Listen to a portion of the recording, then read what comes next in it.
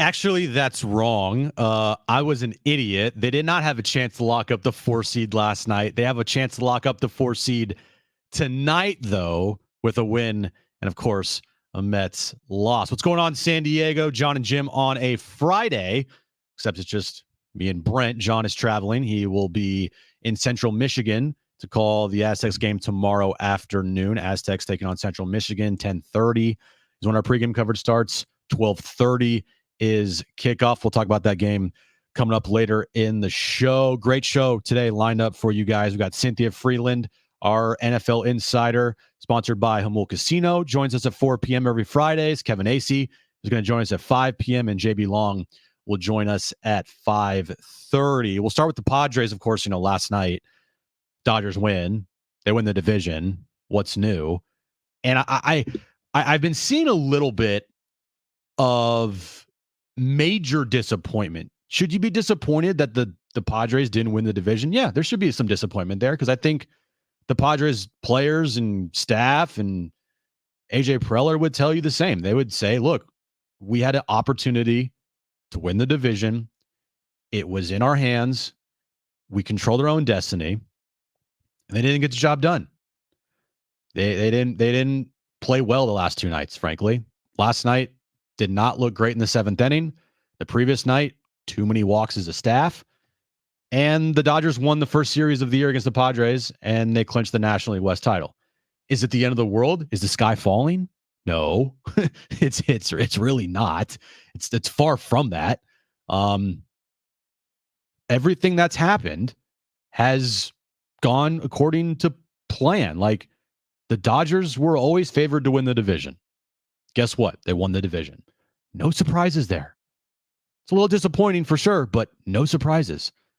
The Padres, were they expected to go to the postseason? Absolutely not. They had a chance at the start of the season. I think everybody's hopes was just get in, and guess what? They're in. And to top that off, if they win tonight and the Mets lose tonight, then they lock up home field.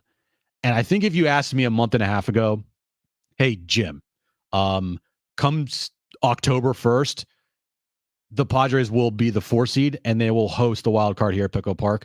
I would have signed up for that right then and there a month and a half ago. I would have. So if you're upset about the last 2 nights and mad that this team didn't win the division this year, I just think that it shouldn't be that way. You should not be like super mad that they didn't win the division. Everything is still in front of this team. They played a bad couple last nights of baseball. It happens. This is the first time the Dodgers took a series from them all year long. It happens. They won the season series versus the Dodgers. They're still poised to go in the postseason and play good baseball. And everything's in front of them. So I am not sitting here today, Brent, being like, I can't believe they didn't win the division. I can't believe they had right in front of them and they stumbled over themselves once again. And oh my gosh, and they're not playing that great of baseball and sky's falling. That's like the farthest from how I feel right now. For me, it would have been one thing if, we were a game or 2 games out for, like the last month and we just couldn't get over that last little hump, opposed to, 3 weeks ago, we thought we were, pretty much cooked when it came to the division because they fell, 5 games back again. We didn't think it was even going to be a possibility. And then all of a sudden it was a possibility again. And it was just kind of one of those, playing with house money scenarios almost. Cause like you said, nobody was expecting the Padres to win the division. So if they did, it was jackpot. And if they didn't, then, it was just a status quo and what everyone thought was going to happen anyways. Exactly. The Padres did, and they accomplished what their goals were this season. Not every goal, but the main goal, which is get in, get in the postseason. Sitting at 50-50 this year, again, going back to that moment in time in the season. Hey guys, by the way, I know you're 50-50 right now, but at the end of the season, you will be the 4 seed and you will host a wild card round here at Petco Park. Would you take that right now? Yeah, sign me up. I have no questions asked. Where's the dotted line? I'm signing right now. So I think you got to think about this in that context of where this team was at that point of the season, where this team was, like you said, Brent, just a couple weeks ago, where they were, I think, like you said, 5 games back maybe. And it was, we said on the show, me and John, like division, kaput. Get to 3 games, game on, and we'll see what happens. And thank God for that triple play, because if that triple play doesn't happen, then things get a little dicey with this weekend against Arizona, because you're 3 games up on Arizona. Arizona would need to sweep them to obtain the 4 seed. And then the Mets would also need to win, I think, 5 straight to win the 4 seed. Again, I don't truly know like all those scenarios. I'm just guessing at this point, but guessing's not good enough. All I know, Padres win tonight. Mets lose tonight against Milwaukee. Padres at the 4. Saturday and Sunday means nothing, which is what, if you're the Padres, want to have happen. You want tomorrow to be the Martin Perez's of the world, the Johnny Britos, the Randy Vasquez. And then Sunday, you want to have Wadey can pitch. Exactly. I don't care who pitches. Just get 27 outs, however you get it. I don't care. And then Sunday, Michael King, little tune-up, 3-4 innings tops. Have some guys get maybe in a bat or 2, and then you sit them and get ready for Tuesday here at Petco Park. Like, that is the best case scenario at this point in time, I feel like, for this team. Jackson Merrill said it best in Kevin Acey's article. Like, we're moving on. We're done. The division, okay, it's over. They got it. Fine. We're done. We have and more important things to focus on. And the more important things to focus on is locking up the 4 seed and getting ready for Tuesday here at Petco Park. The way things are lining up, Yu Darvish pitches tonight. That would probably mean he's going to get game 2 or likely game 3 for the Padres. Dylan Cease is going to, I think, definitively get game 1, because that's how everything lines up with him. And then Joe would then obviously get the other game that Yu doesn't pitch. To me, it feels like the scenario that's played out here with the rotation.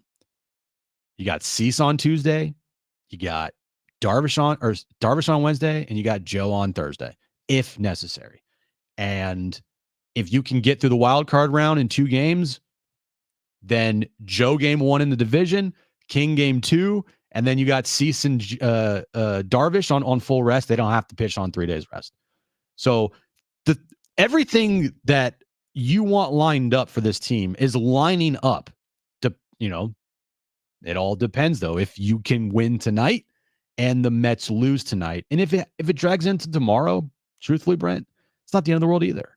Like, even if you win tonight and the Mets win tonight, or if you lose tonight and the Mets lose tonight, you still have an opportunity tomorrow. Now, we would not, I don't think anybody would feel comfortable with that, because then now you're 2 games up on the Dbacks with 2 to play and taking game 1. It's like, okay, can you guys just win a game here, please? I think that's something that is going to perturb the fans more than it would them if, they would come out and lose tonight. I think they'll be like, okay, we'll just win tomorrow, to where the fans, some of them are probably going to go into full panic mode.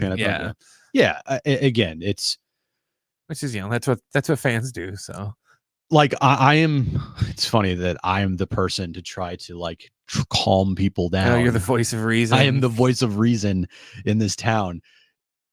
Just because they didn't win the division. Exactly. Everything is okay, guys.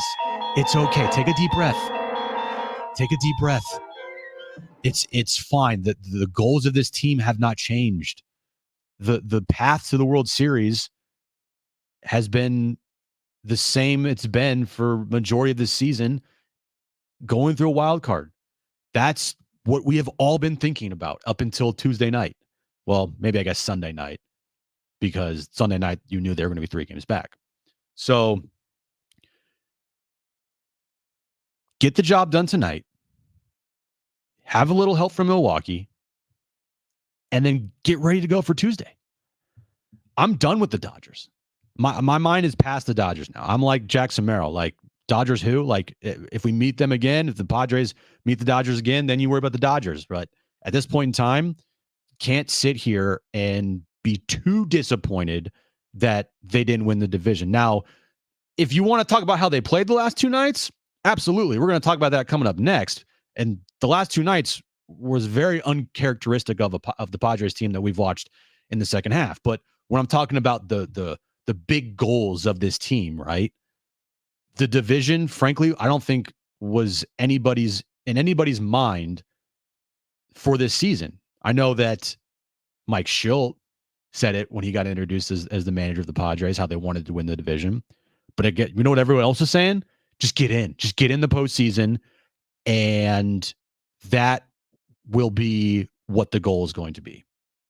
And they're in the postseason, and they're most likely going to be the 4 seed and host on Tuesday. So I'm done with the Dodgers. We'll talk about what happened in the games coming up next because it was sloppy, and there's some concerning trends, Brent, that we have to talk about that I don't think need to be addressed per se before the postseason, but they definitely can't happen in the postseason, or else this postseason run could end very quickly. We'll talk about those concerning trends and the inconsistencies that this team had over the last couple nights, and the uncharacteristic team that you saw versus the Dodgers last two nights, coming up next on Jon and Jim.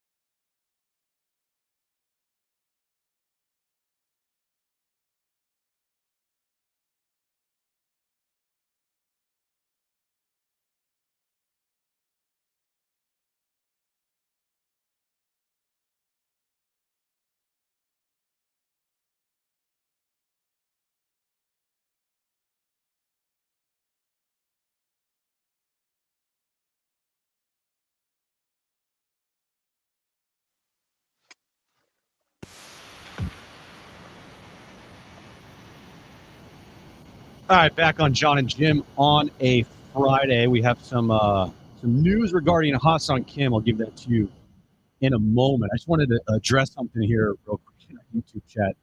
Some guys telling me that I can't tell fans to not be mad at the beginning of the show, and I tell you this: I'm not telling you can't be mad. I'm telling you shouldn't be mad. I'm telling you that yeah, you can be disappointed, but if the sky's falling and the season's over in your mind now because the Padres didn't win the division, you're out of your freaking mind. The playoffs start on Tuesday. The team has an amazing chance to make a run, and just because they lost the division shouldn't mean that you should be like the season's over. So, um, Blue Jets, all right. Give you my opinion. My opinion is that just because they lost the division doesn't mean that everything's still not in front of them because it is. They have a really good chance to make a World Series this year, and I've been saying that even before there was a chance to potentially win the division. And then you have to look at the odds. Do you really honestly believe that they could have ripped off 10 in a row to finish the year to win the division? That's like very highly unlikely. Even if they beat the Dodgers 2 out of 3, then winning the division was also very unlikely. They would have needed to rip off 6 in a row on this road trip, including the 4 in a row that they've already won, 10 in a row to finish the season. Okay, but hey, be mad. You want to be mad that the Padres didn't win the division? Go right ahead. And you're gonna have a really, really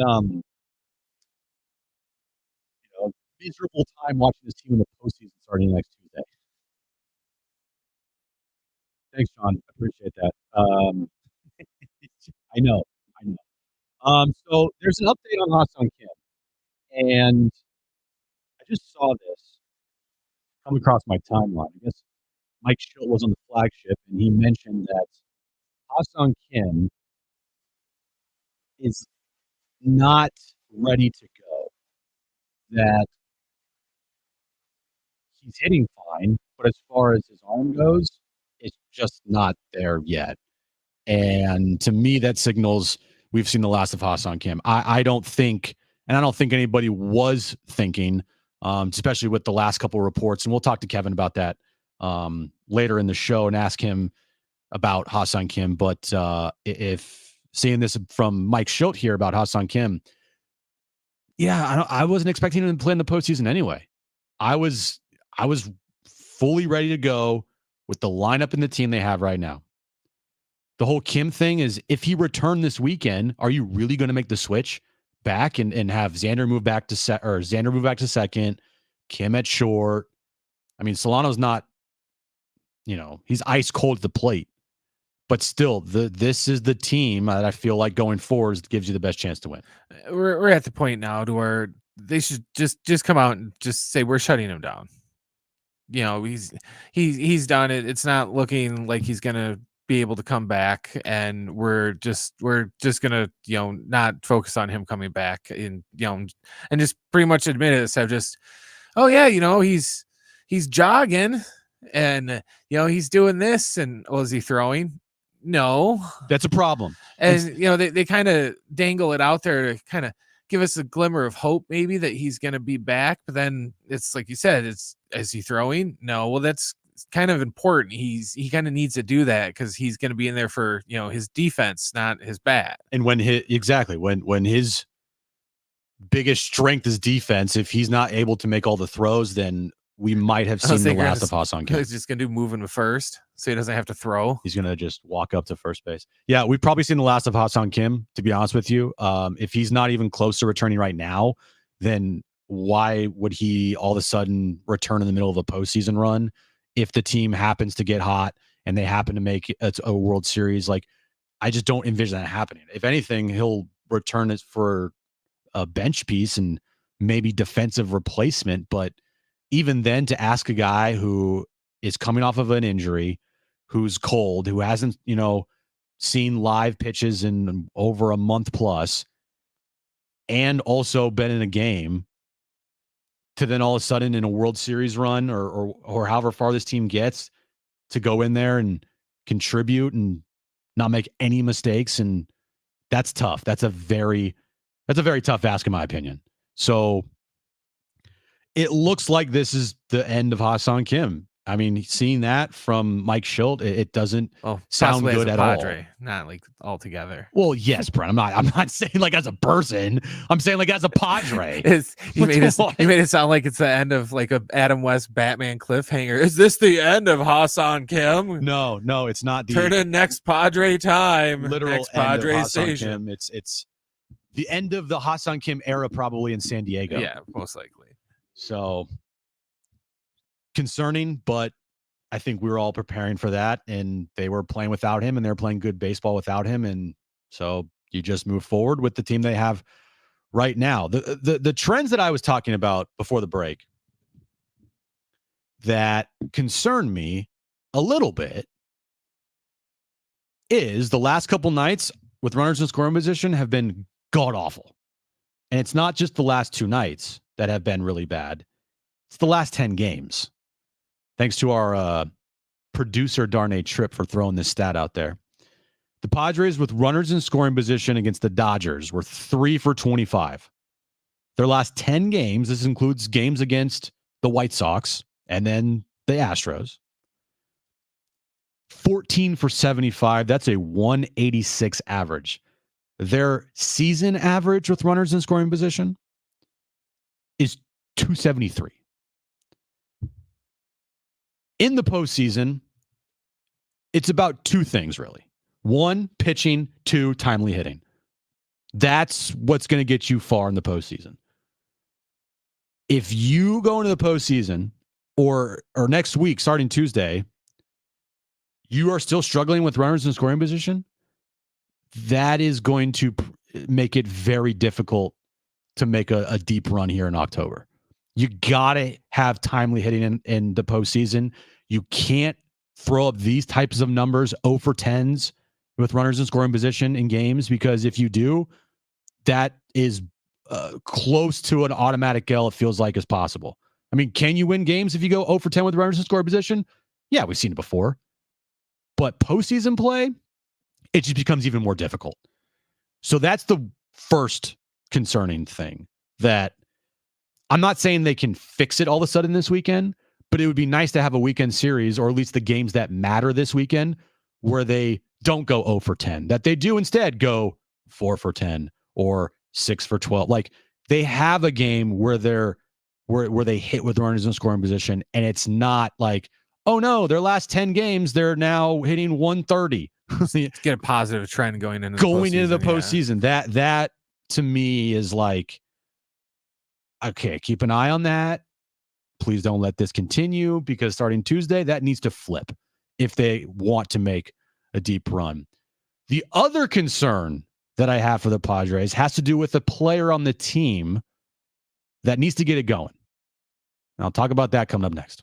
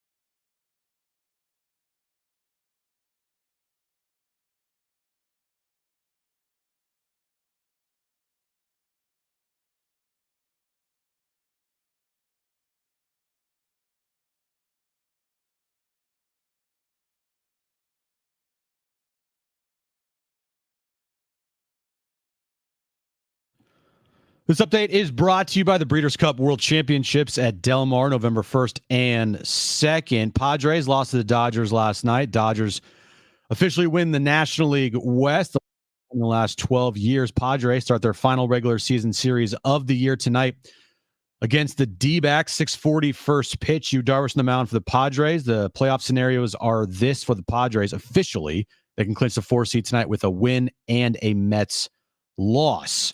Moving over to Aztecs football. They're back in action tomorrow afternoon on the road against Central Michigan. Our pregame coverage starts at 10:30 a.m. with kickoff at 12:30. And tonight is the Sean Lewis Coaches Show with Coach Lewis, John, and Greg Camarillo. 6 p.m. You can listen to that right here on San Diego Sports 760. The Breeders' Cup World Championships are coming right here to Del Mar this November 1st and 2nd. Tickets are limited, so head to breederscup.com now to secure yours before it's too late. Fine dining experiences, box seats, or general admission tickets could be yours. Visit breederscup.com today.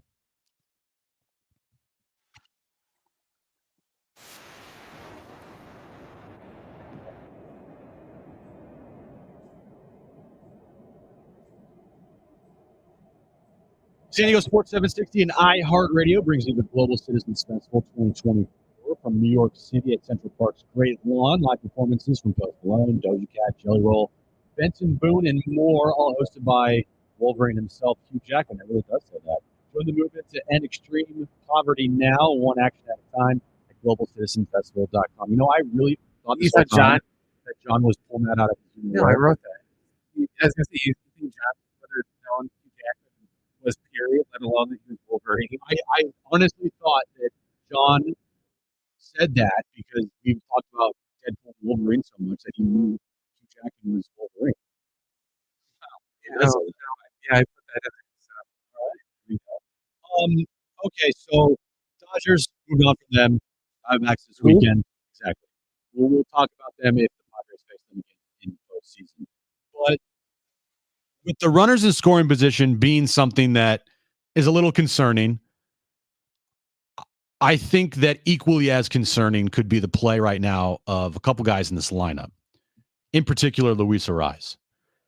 I don't know if he's hurt. I don't know if he's just in a slump or what, but there was a couple moments during this Dodgers series where after an at bat, he was shaking his wrist, and I kind of maybe thought he stung it off the part of the bat where it hurts your wrist or whatnot, but we also know that he's dealing with a hand injury, and he has been dealing with a hand injury.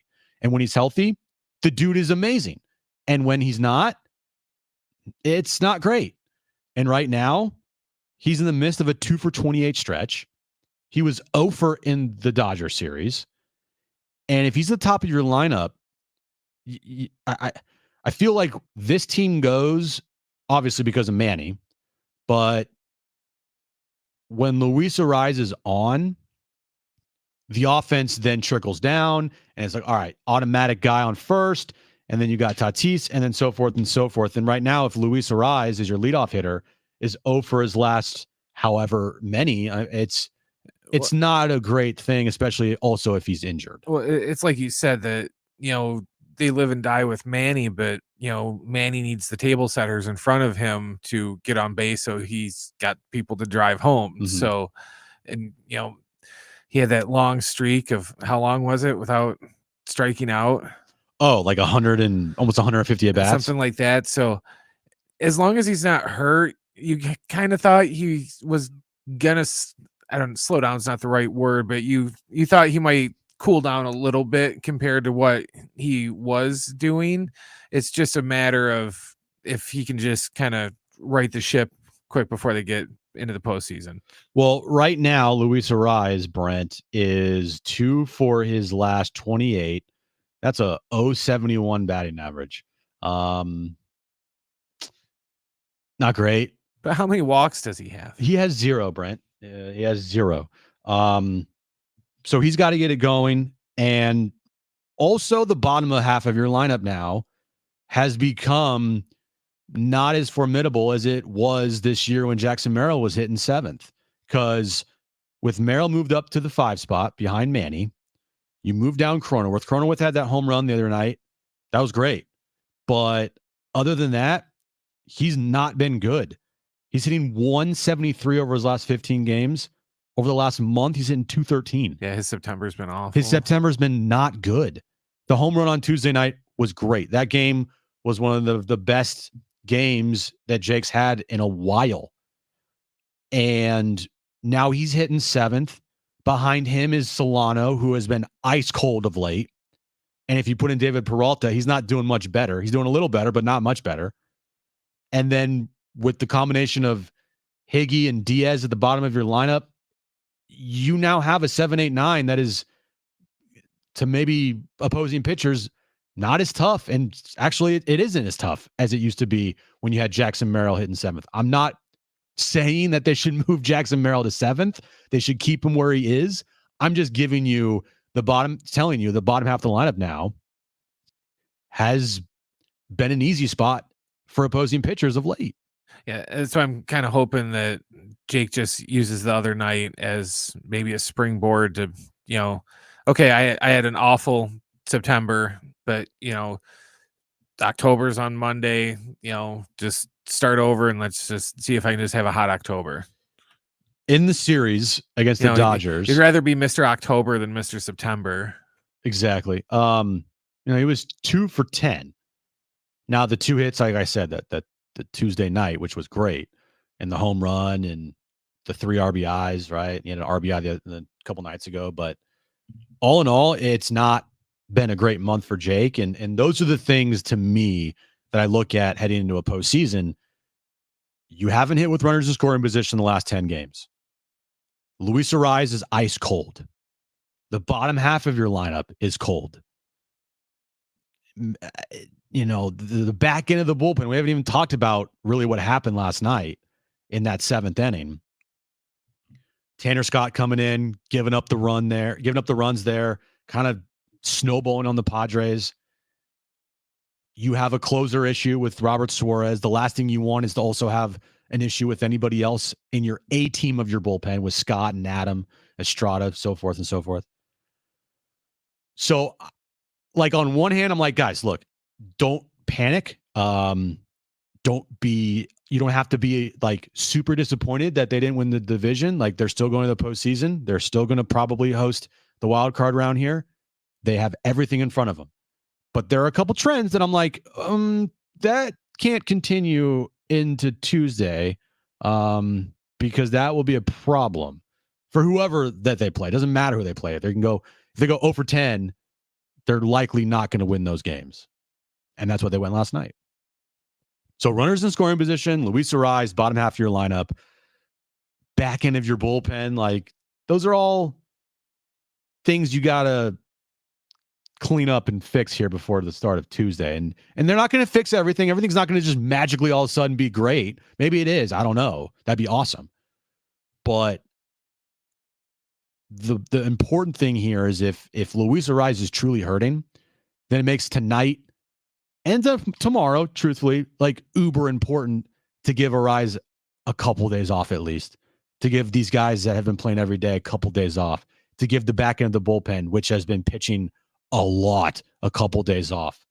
And hopefully that will be enough to make to go into a postseason run where Arraez is feeling healthy, the back end of your bullpen's, rested and ready to go, and the runners in scoring position trend that has happened of late doesn't leak into the postseason.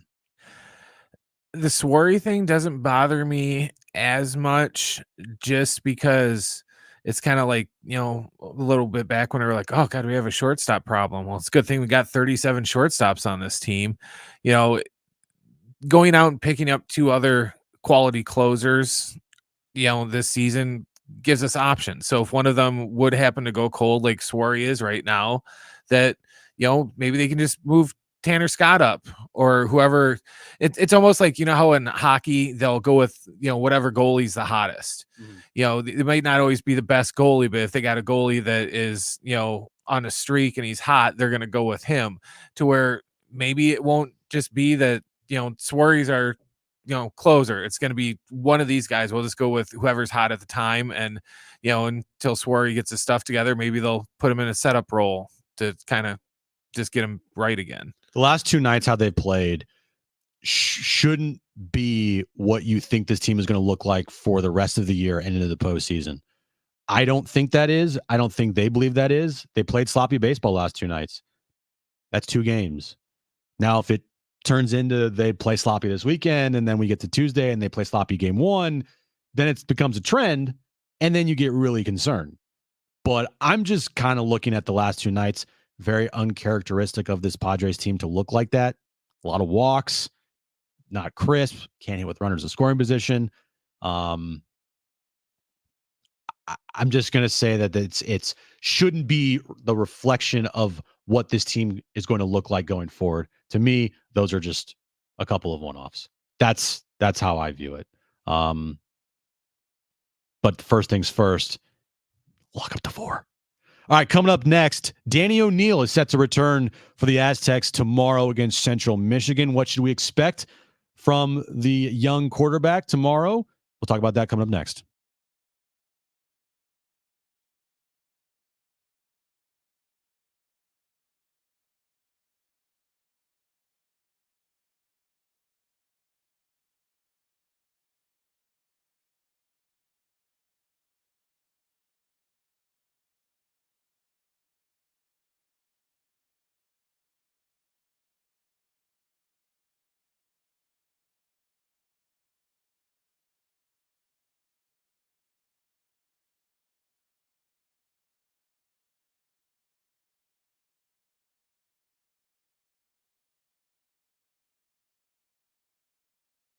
Hey guys, it's Jim from Jon Jim. Get to Humboldt Casino this football season and join them every Monday in September for a chance to win big with Monday Night Live $100,000 punch outs. They have 10 winners every hour at 7 p.m., 8 p.m., and 9 p.m. Your odds, they're better than ever. Plus, you can earn entries all month long by playing and getting 2-time entries on Tuesdays with at least $500 in cash for all winners and a chance to win up to $100,000 in cash. Of course, Humboldt Casino has endless dining.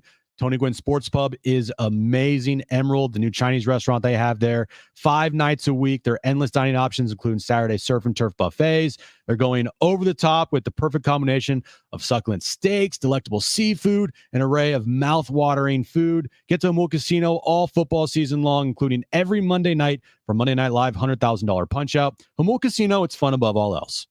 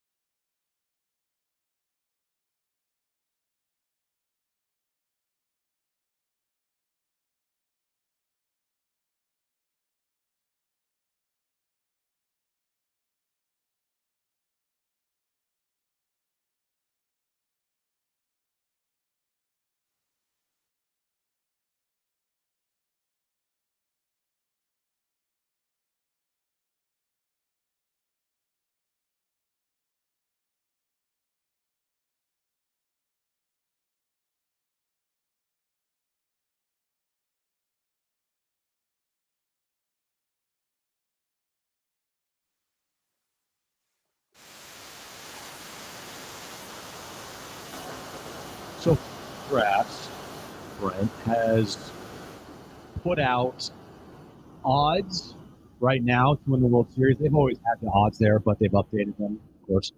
And it's interesting because right now, the odds for the Padres to win the World Series, according to Fangraphs, is greater than the Dodgers.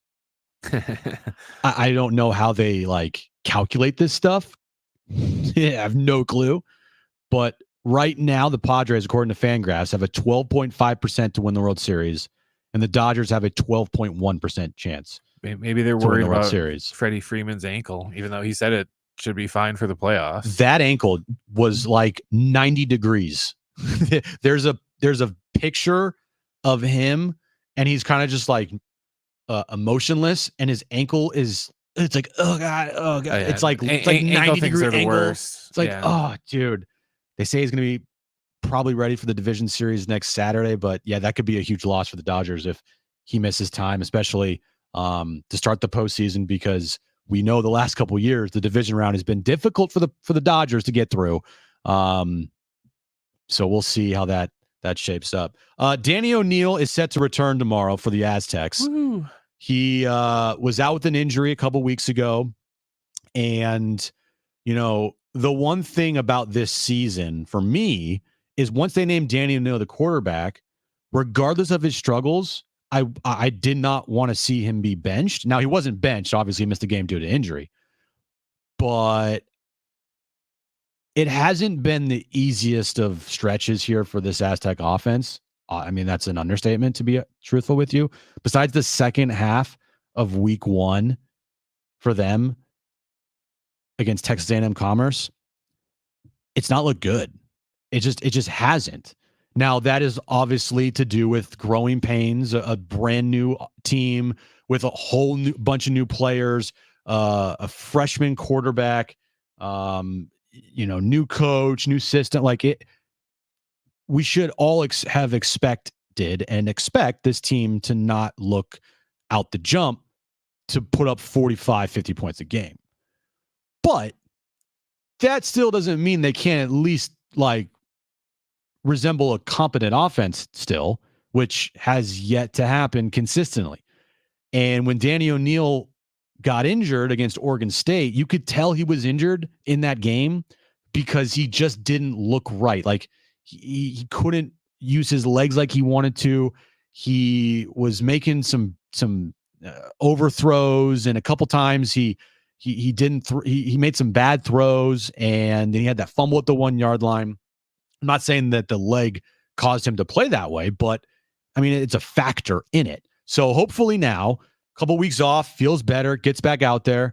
And tomorrow, Brent, I don't know about you, but I would hope and I expect this offense to look better. I mean, they have to at some point in this season put up a game where they can put up some points. I mean, right now, besides the second half of game 1, it's like they have struggled to put 7 on the board. Struggled. And even if Danny O'Neill is struggling, he's got to push through it because that's their guy. That's the guy they went with. Look, these struggles are going to happen when you have a new coaching staff, a lot of new players, a brand new system. We need more time for Coach Lewis to get, all of, his guys in the system. Yeah, he, brought in a bunch of transfers and stuff like that, but it's still, wait for him to get, his first 2 recruiting classes in there with, his actual handpicked guys that are in there to run the system. And it's a process. He said way back, a month before the season started, that it's just about seeing progress between the spring game to week 1 to week 1 to week 4, and just seeing progress and just slowly getting better at it. You just have to have patience. And but here's the thing, I don't think patience is a word that can be used that fans will be accepting of right now. I understand that patience has to be had, but this is my analogy that I've been giving with it is say I'm a financial planner, Jim, and I tell you that if you invest with me in my company, I will I'm make screwed. I will make you $1 million within 4 years. It's going to take 4 years though for that $1 million. And that first year, you're not going to see a lot of return on your investment. You might see a couple stretches where you're going to think that I'm crazy, but by the end of the 4 years, you're going to have $1 million. And then what you do after 4 weeks, you're like, "Where's my $1 million? I told you it was going to take 4 years for the $1 million, not 4 weeks." Well, I don't care. I want my $1 million now. I understand that, and I So get it with the new coaching staff, So but we just have to be patient. We knew this year, nobody honestly thought they were going to come out and, go 12-0 or anything like that this but year. also you have to realize too that it's, you know, not just 3 weeks here. I mean, it's a situation where you're going on years with, and I know it's a new coaching staff. I understand that, but you're going on years of people upset and Aztecs fans complaining about an offense that has not looked like, an offense that can put up a bunch of points and put up a bunch of yards. Like, they might do it here and there, but there's been a lot of instances over the last couple of years where that's not been the case. And I get it. There's new coaching staff, but fans have been waiting for that. And the impatience factor is very high. So it's hard. I get it. You got to wait this thing out, to your point. Like, you got to, if this investment is truly going to be a long-term thing with Sean Lewis here, then you got to go through some bad times to get to a point where the offense does put up consistently 30 points a game. They do put up big time yardage. They do put up 7, in the first half. Like, they haven't scored a first half touchdown on offense all year long. Like, that to me, I understand it's a new coaching staff, but you're starting at really ground zero there. No touchdowns in the first half this season. I know. I said, just wait for him to get some of his own players in there. It's, you can't take a team that, shoots 20% from downtown and go, "All right, guys, we're going to run the Golden State Warriors offense." Well, we can't. You're we not can't Steph shoot. Curry. Stop trying to act like Steph Curry. Yeah, exactly. So, we're trying to be a 3-point shooting team when we don't have a team full of 3-point shooters yet. We only have a couple 3-point shooters. So the 3-point shooting is going to be a little rough. We're going to have our games where, yes, we're going to look like, Steph Curry. And then we're going to have games where we, look like Glenn Davis shooting threes. So yeah. Well, I mean, sorry, that's the worst example I could come off of the top of my head. It is nice that Danny O'Neil will be back tomorrow, because I want to see him develop. I want to see him grow. I want to see him get better each and every week. And unfortunately, injuries do happen. But the good thing is that, talking to Sean Lewis and talking to their quarterbacks coach and realizing that even if he struggles, he's going to be the guy. They're not going to bench him.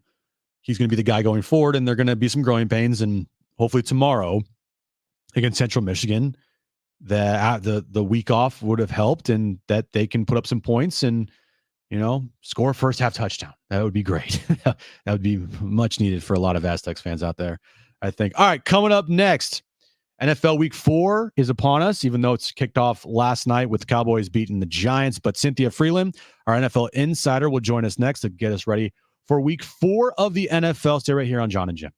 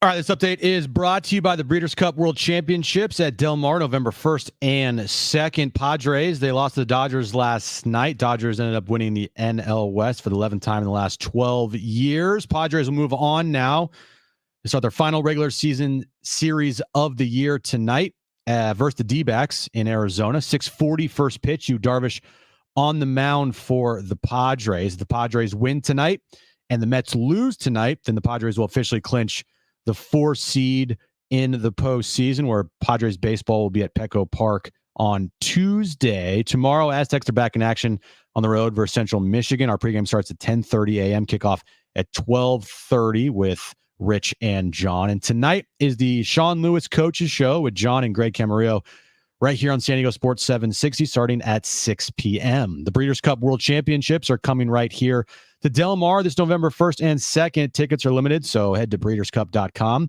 now to secure yours before it's too late. Fine dining experiences, box seats, or general admission tickets could be yours. Visit breederscup.com today.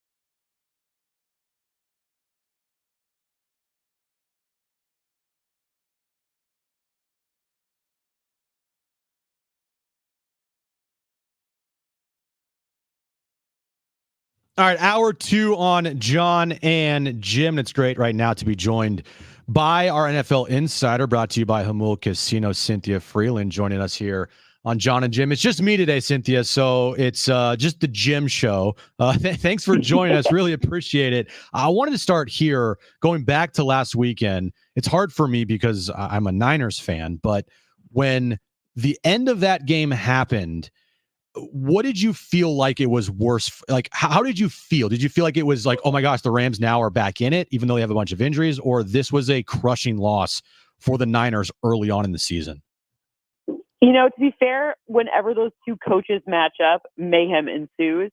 So as much as it's upsetting as being a Niners fan, there was also a lot of like weird risks that they just have game plans specifically for each other. Mm-hmm. So I don't know. I wouldn't read too much into it on either side. At the end of the day, the Rams are still extremely banged up, and so are the Niners. So it's going to take a little bit more time to figure out the identities of both of these teams, unfortunately. Yeah, it's week 3. We're heading into week 4. I know that there's some panic for some teams in the NFL, but like you said, like it is early. Fans don't like hearing that, but it is early. And the one team in the NFL that, I mean, you can say it's early for them, but also 0-3 start is really bad. The Cincinnati Bengals losing to Washington, Jalen Daniels played out of his mind, but losing to Washington and losing to the Patriots, 2 out of the first 3 games, for a team that I think a lot of people expected to be right there with the Chiefs and the Bills at the end of the year with a healthy Joe Burrow. Where's the Bengals at right now in your mind? Yeah, that's an interesting one too, because if you look at Joe Burrow's like stats, just, in a vacuum, he's like top 10 in completion percentage, touchdown passes, like all of the major metrics, passer rating, all of it, which is he's kind of quietly there. I mean, the first game against the Patriots, you have like Jamar Chase playing after not playing in the preseason, after holding in or whatever he calls it. And then you have T. Higgins, who we thought was going to play, not playing kind of last minute, at least as far as the outside world was concerned.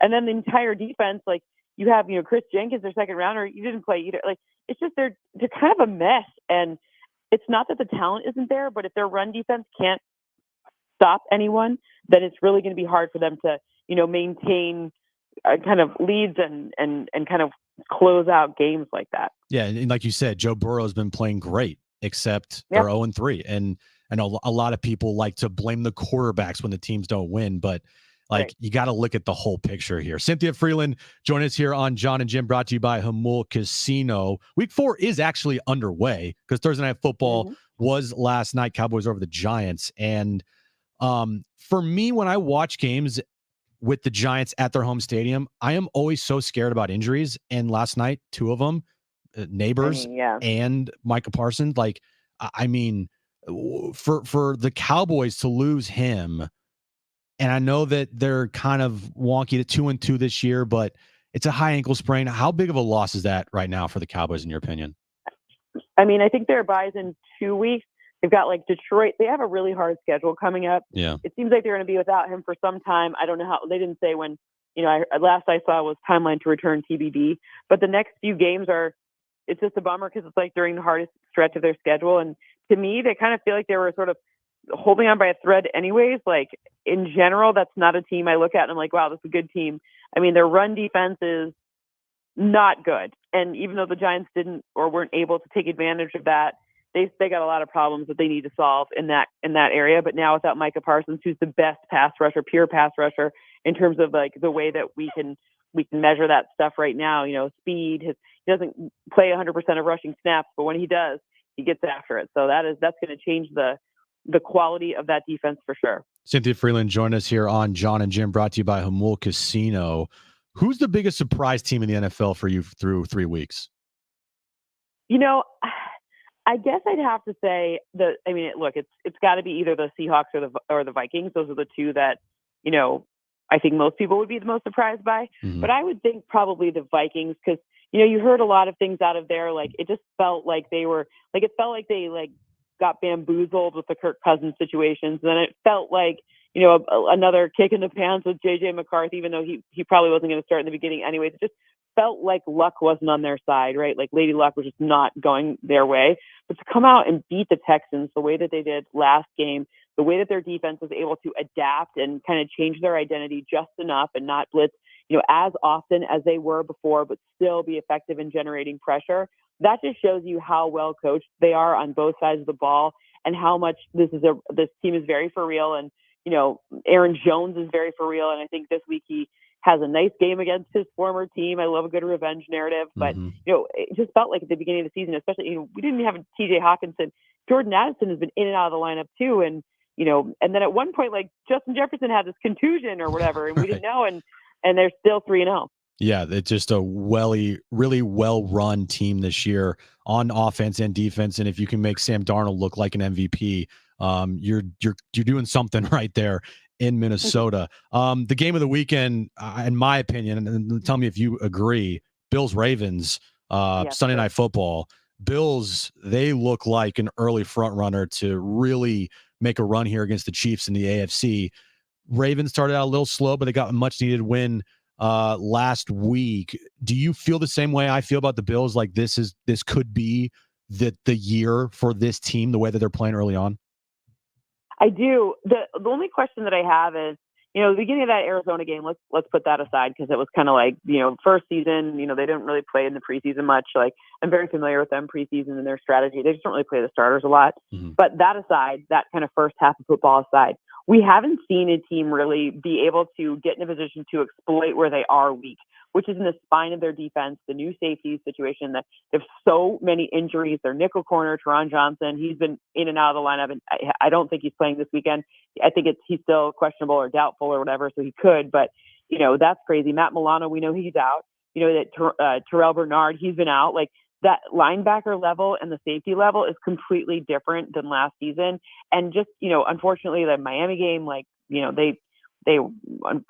was a horrible Tua situation. And then, right. Jacksonville's objectively bad. Like, I don't know what's going on with them, but, that's a bad team. So it's interesting to see that, I'll be interested to see, are these tight ends, this team that plays all of his 12 personnel in the Ravens, are they able going against that level of the defense? Because that will be where they can exploit it because you're going to have to, the run threat is always there for the Ravens between the quarterback and now Derrick Henry. And then add to that, like that they're kind of light at that linebacker and safety level.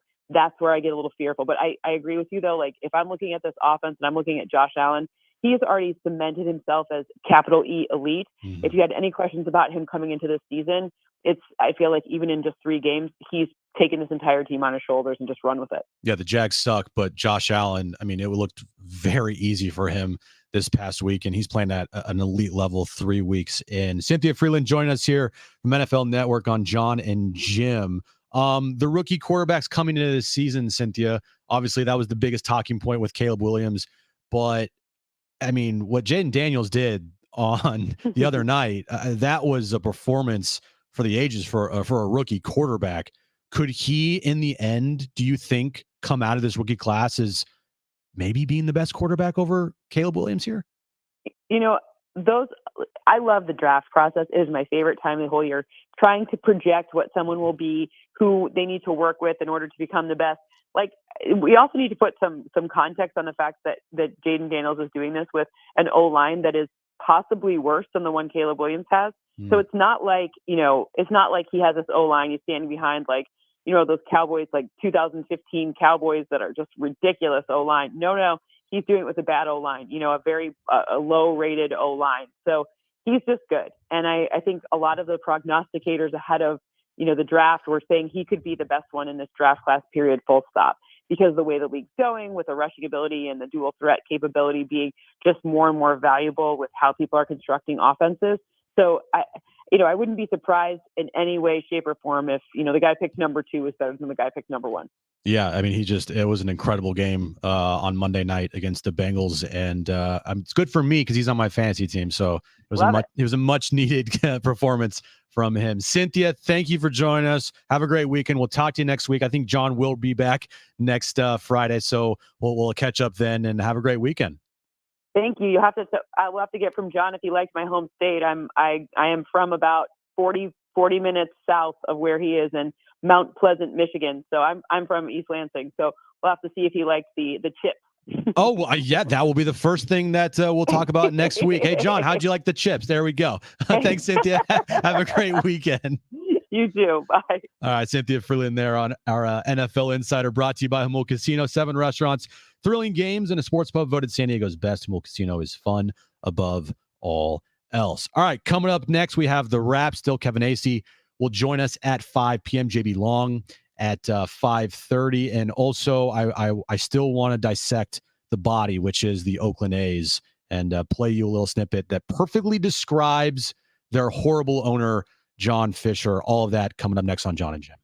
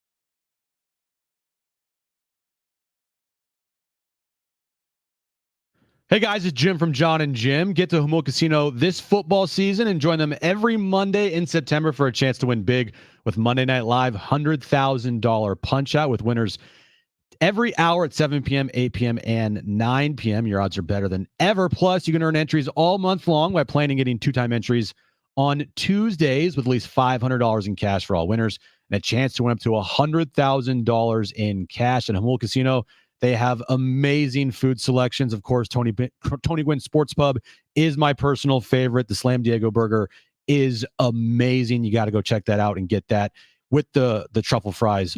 It's awesome. Get to Jamul Casino all football season long, including every Monday night for Monday Night Live. $100,000 punch out. Jamul Casino, it's fun above all else.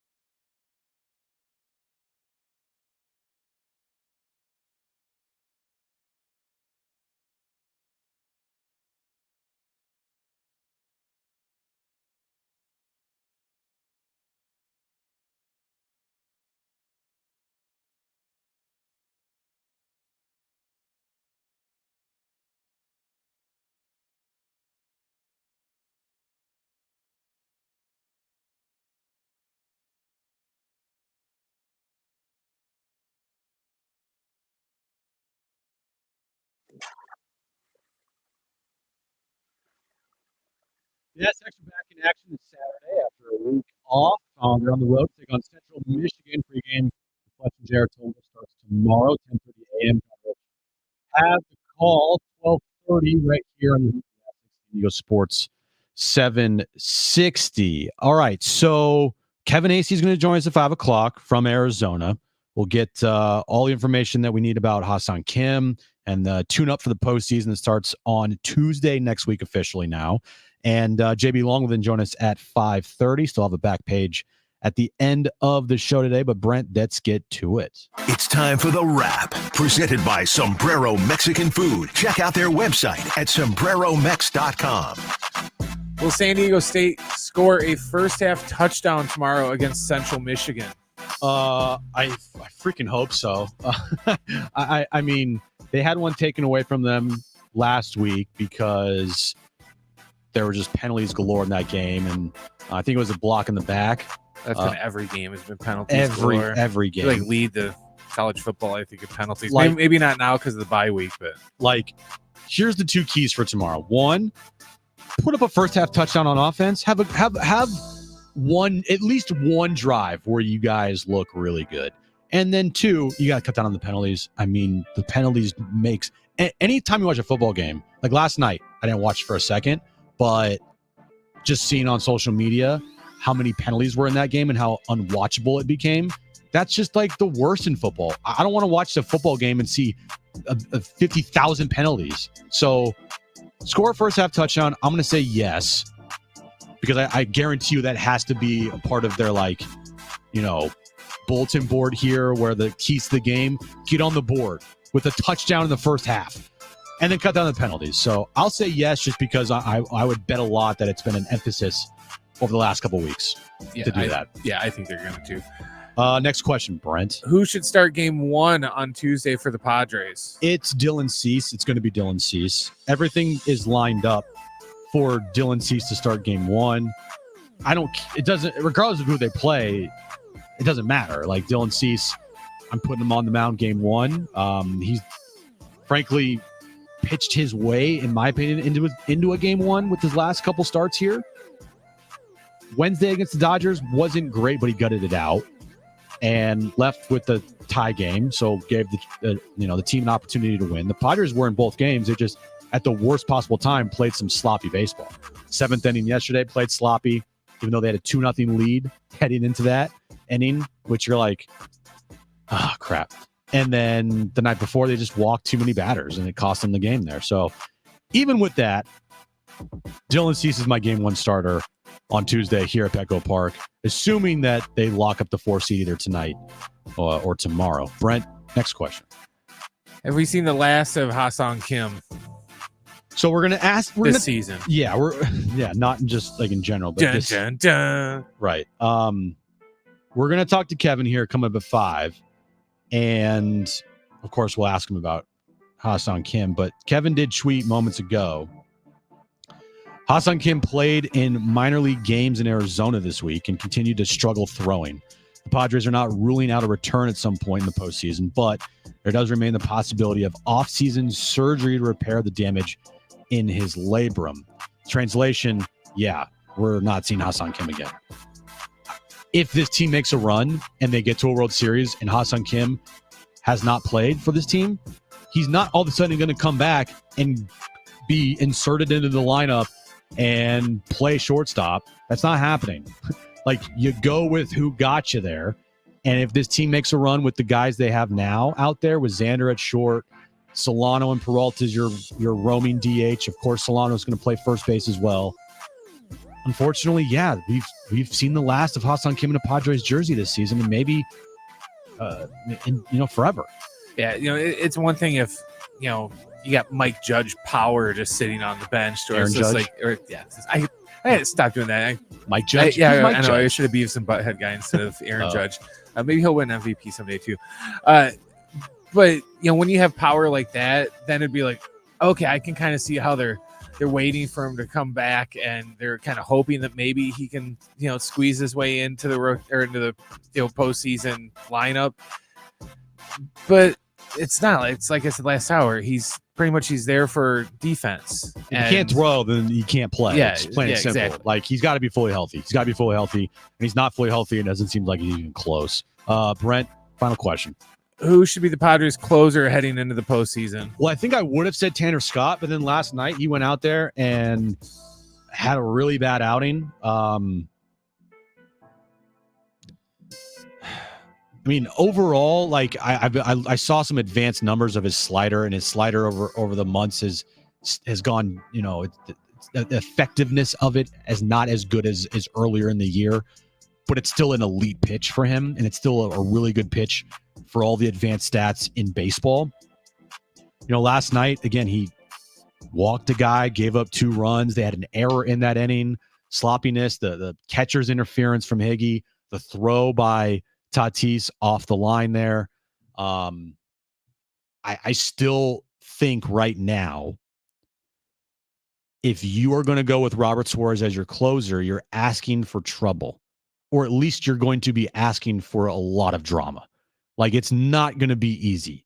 He might go out there and he might look great game 1, but even if he did do that game 1 next Tuesday here, I still would have my concerns. I still would be like on the edge of my seat and nervous with Robert Suarez out there. It's probably too late to make a switch. I mean, we've got 3 games left in the regular season here, Brent. I mean, now there hasn't been a save opportunity that matters where they can go put Tanner Scott out there. But at the same time, you know, I don't know. Robert Suarez scares me. He just scares me. I trust him to make the right moves, but if Robert Suarez is going to be this team's closer in the postseason, it's going to be a bumpy ride. All right, coming up next, we're going to pour more salt on John Fisher's grave here, or whatever the saying is, because the last game in Oakland was yesterday, and you got to hear this about describing how John Fisher really is from people in the Bay Area coming up next. The Dennis Lynn Report is brought to you by Naughty Barrel East Village, the go-to spot for sports fans since 2011. Dennis, I don't know that Tanner Scott did much last night to alleviate concerns about who Mike Shildt trusts in a high-leverage situation. So who is the Padres closer, and how concerned are they with Robert Suarez? Well, for now, the closer, I would think still has to be Robert Suarez, at least on a primary basis. You could also argue like those 7th, 8th innings, or even earlier, especially in the playoffs, are just as important as the 9th. But yeah, the Padres are concerned, probably more so with Suarez than Scott, you know, who's been pretty good since he arrived, although there's been a decent amount of traffic during his outings, even the scoreless ones. That's kind of what you have to know you're getting into when you get a guy like Tanner Scott, who strikes a lot of guys, but also walks quite a few guys. So I think Jason Adam is another option for the 9th, but they also like him in the 7th. So it's kind of funny, right? We were I guess all talking about how they had no shortage of options at the back end of the bullpen just a few weeks ago, and now it seems like they're kind of searching a little bit to see who's most reliable. But those 3 guys that I just touched on, they'll be relied on in some order. And I think for now there's not a huge compelling reason to shake up the order, especially in the 9th. I would imagine the Padres prefer that Sunday not be necessary, that they have this top wild card seed locked up before then, and not have to use Michael King. What do we think the Padres rotation could look like in a potential 3-game series at home next week? Yeah, I think you're right on that. Sunday, depending on the first 2 games and whatever happens around the country for other teams who are trying to get into the playoffs. I think that the Padres would definitely prefer to reserve King for potentially a game 2 or game 3 start for the wild card round. Yeah, I think you're still looking at Dylan Cease as the likely game 1 pitcher. He's just been their guy all year, and he's the guy who can miss the most bats. And in the playoffs, when teams are trying to hit for more contact, that tends to be helpful. So I think he's game 1. And then, game 2, Joe Musgrove, he's got the experience. So I think he's a strong candidate for that. And then, I think ideally they would have, Michael King either go in game 2 or game 3, if not game 1, because, arguably you could say he's been their most consistent starting pitcher, although he just, he doesn't have quite the experience that Musgrove or Cease has. So I think those are the 3 you're looking at with Yu Darvish starting tonight in Arizona. So, things are lining up pretty well on the rotation front for the Padres. Hey guys, it's Jim from Jon Jim. It's the best time of year with the NFL, college football, baseball postseason going on, and making picks on Underdog is straightforward, and signing up is even easier. With Underdog, you can win 325 times your money just by choosing higher or lower on your favorite player's stats. Just head over to Underdog's simple-to-use mobile app or UnderdogFantasy.com. Sign up with promo code Jon and Jim, JONANDJIM, and Underdog will give you a free pick to use on your first cash pick and plus up to $1,000 in bonus cash when you deposit. This weekend, they give me a pick of Patrick Mahomes higher than a half total yard passing.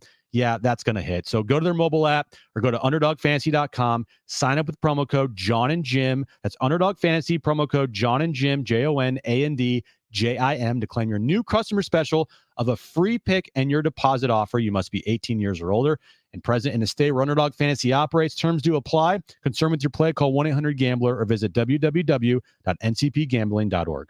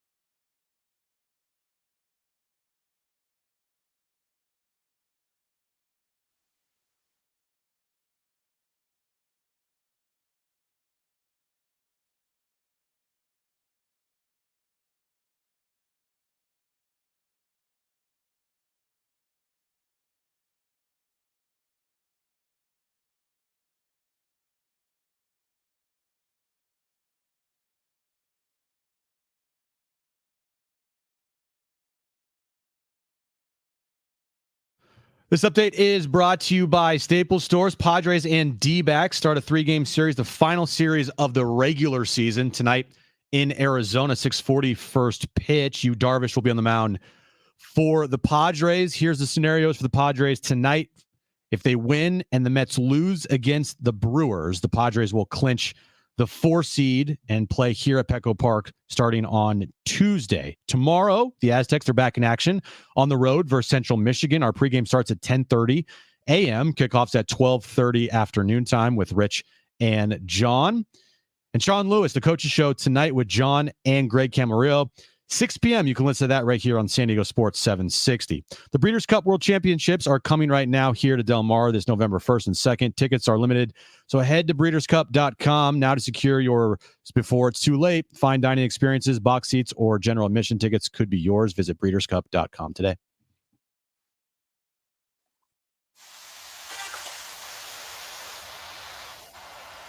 All right, back here on Jon and Jim. Kevin Ace is going to join me at 5 o'clock. JB Long at 5:30. And stay tuned here because coming up in a little bit, we're going to be giving away some Seether and Giovanni tickets. Seether, Giovanni, and the Hired Guns. The Warning and Tim Montana, Saturday, October 12th at the brand new Front Wave Arena in Oceanside. Place looks amazing. Tickets on sale now starting at just $39. Go to axs.com. So stay listening for a chance to win those. Yesterday, we touched on it during the show because it was happening during our show, and the A's are officially done in Oakland. There will be no more Oakland A's. It will be from now on, I guess, the Sacramento A's turn into the Las Vegas A's, even though I do have to say I don't fully think that it's a 100% certainty that those things are going to happen just yet, because John Fisher is as incompetent as they come, and there's still no plan. There's still no financing. There's no renderings. There's no anything. There's just we're getting out of Oakland. He's moving the team, and they're going to play in a minor league stadium in Sacramento, which is going to be a disaster, like an unmitigated disaster. And yesterday, you saw a packed Oakland Coliseum, 46,000 plus people there. Kids are crying. Players are, the Mark Kotze's crying. It just was like a surreal scene. And why it kind of hits you hard here in San Diego is because we all saw it happen here not that long ago. We all remember the final game here against the Miami Dolphins. We all remember seeing Phillip cry, seeing Eric Weddle cry, fans crying. And then the next year, they're up in Carson. So it's like it hits you here when you see this type of stuff continuously happening with sports teams. And it's not just the Oakland A's. It happened here with San Diego. So it kind of hits you different if you're in town and you're a sports fan and you're a San Diego sports fan and you know what they're going through up in Oakland. Now, John Fisher, their owner, he's the worst of the worst. This didn't have to happen. He could have kept them in Oakland, but he alone decided to move them because he wanted to have public funding for the stadium. He didn't want to put any of his money, which he's a billionaire, into it. He's just a cheap a-hole. And I thought that this, from the news station up there with Larry Beal, who is a news anchor, a sports anchor, up in the Bay Area. This was from a couple days ago, so it's going to sound a little outdated because he talks about the final home series of the year for the Oakland A's. But if you want to know who John Fisher, their owner, is, just listen to this. The fans. Is that the letter right there? This is the letter. This Yep. is a great work of fiction, by the way. Oh. Yeah, that's what it is.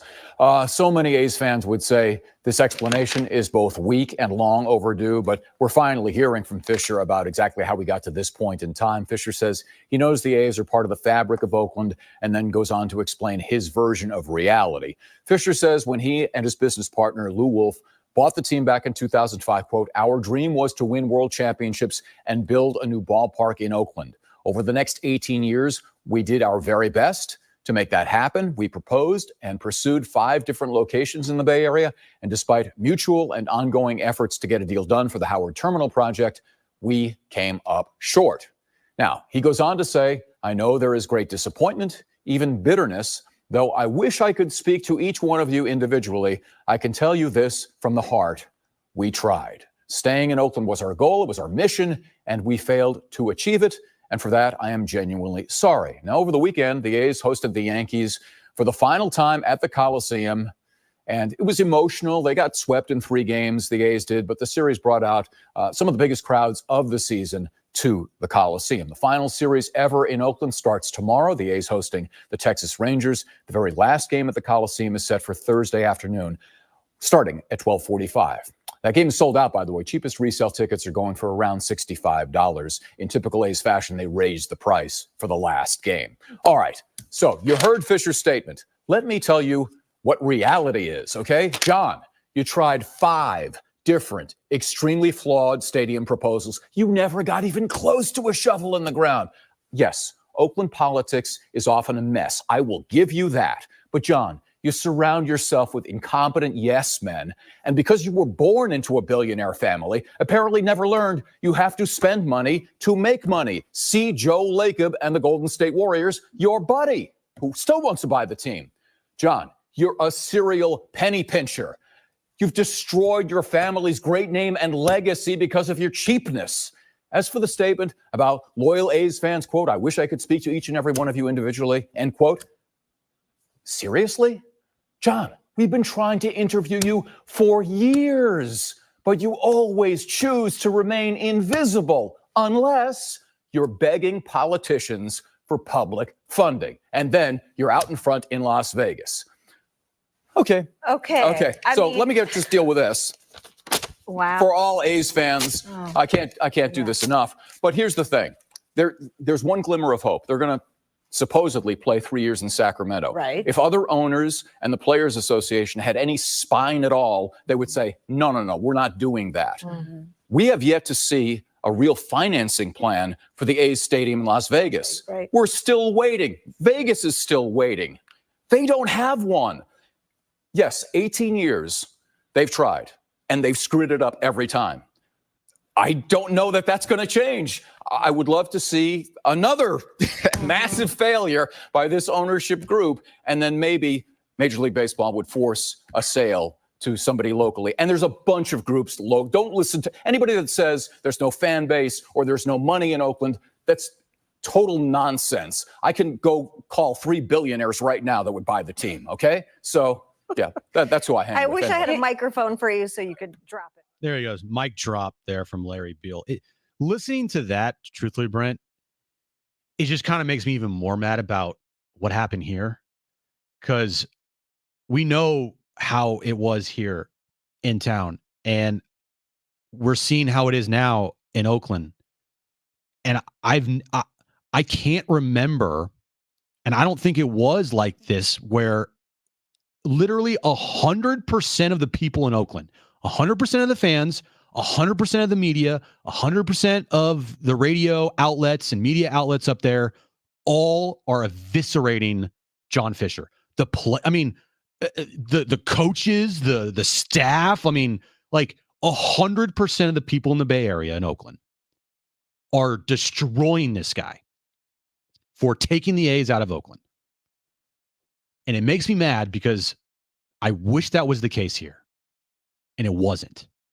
Yes, Dean got destroyed, but not to the level that John Fisher was up in Oakland. And I wish that was the case here. I wish that this town went harder on Dean. Would it have changed anything? Probably not. But there was a lot of back and forth. There was a lot of destroying him. I understand that. There was some, yeah, I get it. But then you had people crawling back on their knees to Dean. And then you had people saying, oh, we like the Chargers still. And then they still cover the damn team. And they still talk about them in the freaking paper. And I'm like, I wish some people in this town would have more of a spine like Oakland and the Bay Area does when it comes to that stupid owner. Like, we could have had towards the other stupid owner in Dean Spanos here. Anyway, owners are the worst. They don't care about you as a fan. All they care about is money. Truthfully, the only owner that I can think about at the top of my head that actually gave a you-know-what about the fans more than anything is Peter Seidler. And he was the one owner in baseball that wanted to stop this move for the Oakland A's to go to wherever they're going to go. And Darren talked about it, and you hear more and more about it today. If Peter Seidler's still alive, there's a good chance that move from the Oakland A's to wherever they're going, to Sacramento and then Las Vegas, I don't know if that happens. But just remember this. Every single owner does not care about the fans. All they care about is the money. Example, John Fisher, Dean Spanos. All right, coming up next, we're giving away some tickets, so make sure to stay tuned for that. Kevin Acee joins us at 5 p.m. We'll talk about Ha-Seong Kim and get an update there. Stay with us on Jon and Jim.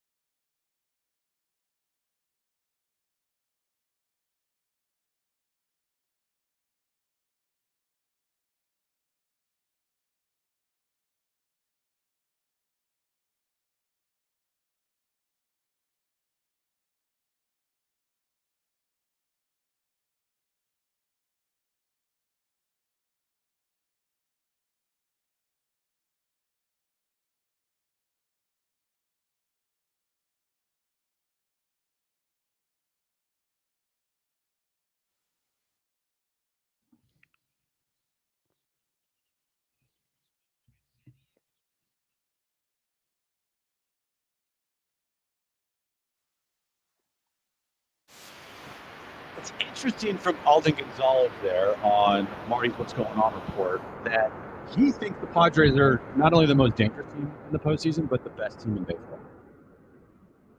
I can understand why he thinks that. The last couple nights doesn't really help his take there, but at the same time, they played uncharacteristic of themselves in moments of the game. Tuesday, they walked 6 guys. Last night, disastrous 7th inning. But they had an opportunity to win yesterday's game. They were leading 2-0 in the 7th inning. And they had, I think it was tied 3-3, and they had a lead, obviously, 2 on Tuesday as well. But they just didn't finish the games. They didn't look right. 0 for 10 with runners in scoring position. I still do. I'm on the side of Alden Gonzalez. I am watching this team every single day, every single pitch, and take away the last 2 nights, they're like the scariest team in the National League, in my opinion. They're a team that if I was covering, the Mets or the Braves or the Dbacks, like I wouldn't want to face them to start out. And if you're the Dodgers and the Phillies, if the Padres roll through the wild card round here and they play good baseball, then yeah, that's going to be a scary matchup in round 2. Right now, the wild card, or not the wild card, but the playoff picture looks like this. The Dodgers right now, 95 wins. They have the top seed. Philadelphia right now is the 2 seed with 94 wins. Milwaukee pretty much is locked in as the 3. They're going to be playing, whoever is the 6th seed in the National League. So the postseason picture is you get through the wild card round, then that's another date with the Dodgers starting on Saturday at Dodger Stadium. Which would be like, all right, let's go. Here we go again. We all, thought this could happen. And 3rd time in the last 5 years meeting in the postseason would be kind of crazy. But hey, bring it on, right? Bring it on. Mike Schilt, after the game yesterday, did talk about the disappointment of not winning the division, but also kind of reaffirmed that, guys, look, there's still a lot that this team has in front of them that they can accomplish, even though they didn't win the division. Mike, obviously disappointed the division race is over, but still some important games left. Yeah, definitely. Very disappointed. That's a goal we set out for. Clearly put a good run at it. Finished, with 4 games remaining, to have a chance at it, and came up short, but we move on. One of the trademarks for this ball club has been doing the little things. In the 7th inning, along with some Dodger hitting, there are a couple of misplays by your ball club that catches interference in the air. How much more magnified do those things possibly become in important games against better teams? Yeah, we played a lot of good baseball this year. Played very clean. We'll continue to play good baseball. We'll continue to play clean. The catch interference is a tough one. He's trying to get in there and make a play. The air, heck, he's trying to make another play, kicks away. Those things in that inning. We got an open base with Mookie. Could have put him on.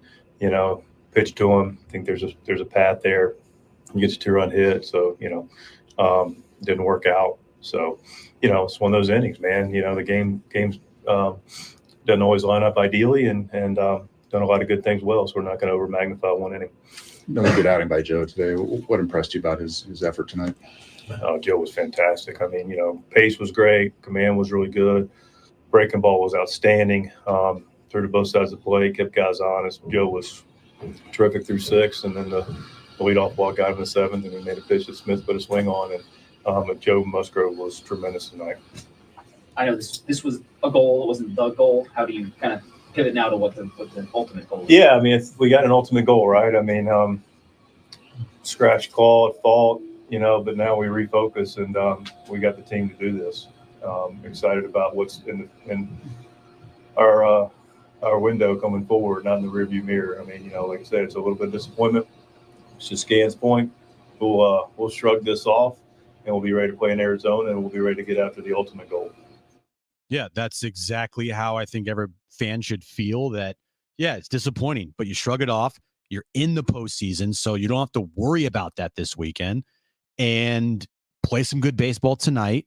We'll see what happens in the Mets game versus Milwaukee. I don't think that game has started yet. 5:10, I think. 5:10. Okay, yeah, 5:10. Milwaukee and the Mets.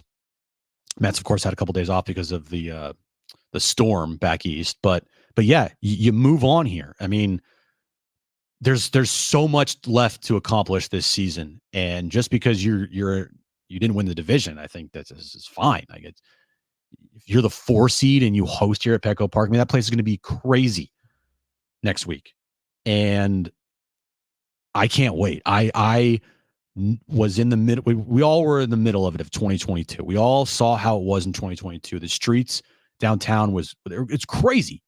So get the win tonight, lock up the 4, have a couple days of rest, and let's go.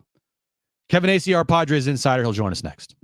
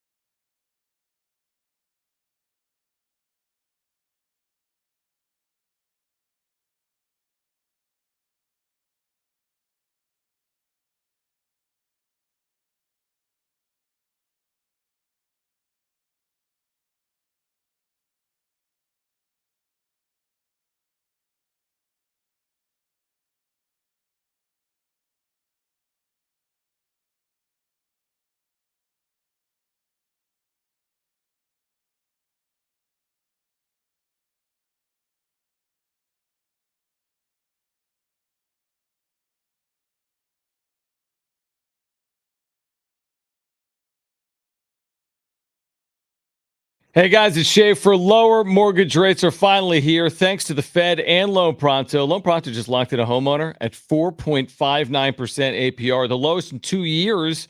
Whether you got stuck with your loan in the last couple of months or within the last year, it's time to call Loan Pronto and dump that high rate loan. Bless you. You can lock in a lower rate fast with virtually no paperwork and usually no appraisal. You can even call and sneeze. There's no limit on how many times you can refi. So get started. Use this opportunity to get cash out and wipe out your credit cards. You can do a cash out refi and get 50, even 100 grand or more out of your home. Use that to pay off all your high interest debt and end up with just one low monthly payment. If you act now, you can even skip not just your next house payment, your next 2. Purchase loans available as well. So call now. Get your rate quote in minutes with no hard credit pull and no upfront fees like those other guys. VA Streamline loans are also available with Loan Pronto. Call 619-207-4336 or loanpronto.com. 619-207-4336, loanpronto.com, equal housing lender, NMLS 1661781, on approved credit, NMLS consumeraccess.org.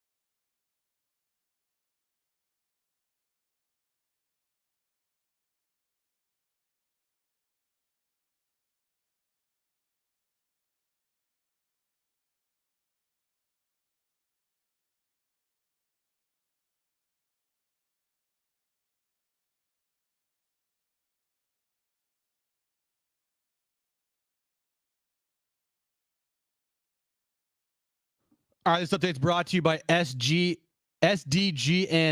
Padres and Diamondbacks are a 3-game series tonight, the final regular season series of the year before the postseason starts on Tuesday. 6:40 first pitch. Yu Darvish on the mound for the Padres tonight. Here is the playoff scenarios for the Padres. If they win and the Mets lose, the Padres will then clinch the 4 seed.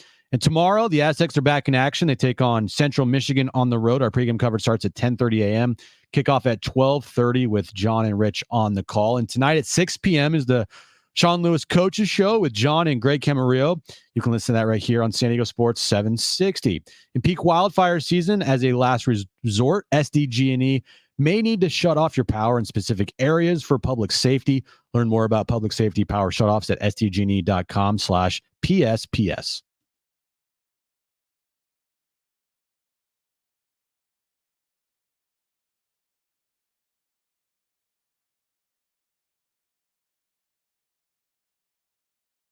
All right, final hour of the week on Jon and Jim. Jon is in Michigan right now for the Aztecs game tomorrow afternoon, 12:30 kickoff time there. But in the meantime, Padres, they're trying to lock up the 4 seed. They're in Arizona tonight, 6:40 first pitch. And Kevin join us right now on Jon and Jim. Kevin, when you look at this weekend, perfect scenario for the Padres is lock up the 4 seed tonight. So the next 2 nights are rest some guys that need some rest, maybe, have a couple guys in the bullpen not pitch. Like, that's the perfect scenario here going forward, right? Perfect scenario. Absolutely. Any extra rest, any extra being able to make sure that you set it up with your rotation exactly as you want. And, your bullpen, your high leverage guys who are going to continue to be your guys in the postseason, that they're rested. Perfect. It's almost like those are scrimmages, right? Right. That is absolutely what they would like to do. And what would their plan be, or what is their plan right now? Because they don't have any starters announced for tomorrow and Sunday. King is scheduled to start on Sunday. Darvish is tonight. And how would that affect go into Tuesday with the rotation starting in the wild card round?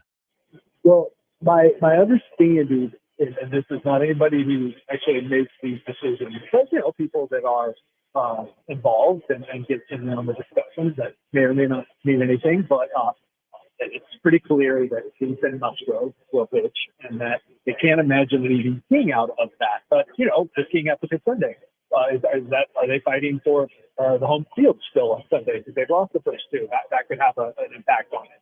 So that's where they're going. But if Martin Perez will pitch tomorrow, probably then go out of the bullpen.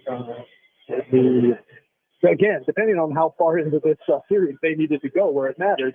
He pitched out of the bullpen for the Rangers last year, and then we got Michael King, who is good to go and going to be a guy in the postseason. Whether that is did he pitch Sunday and he's now the number 1 guy in the NLDS, or he's pitching game 3 perhaps in the wild card series, if that's necessary.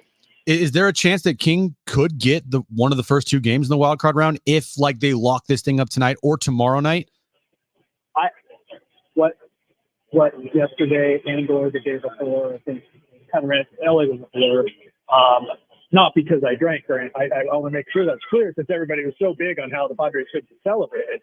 I want to make it clear, right? That I just was very busy concentrating on all this stuff.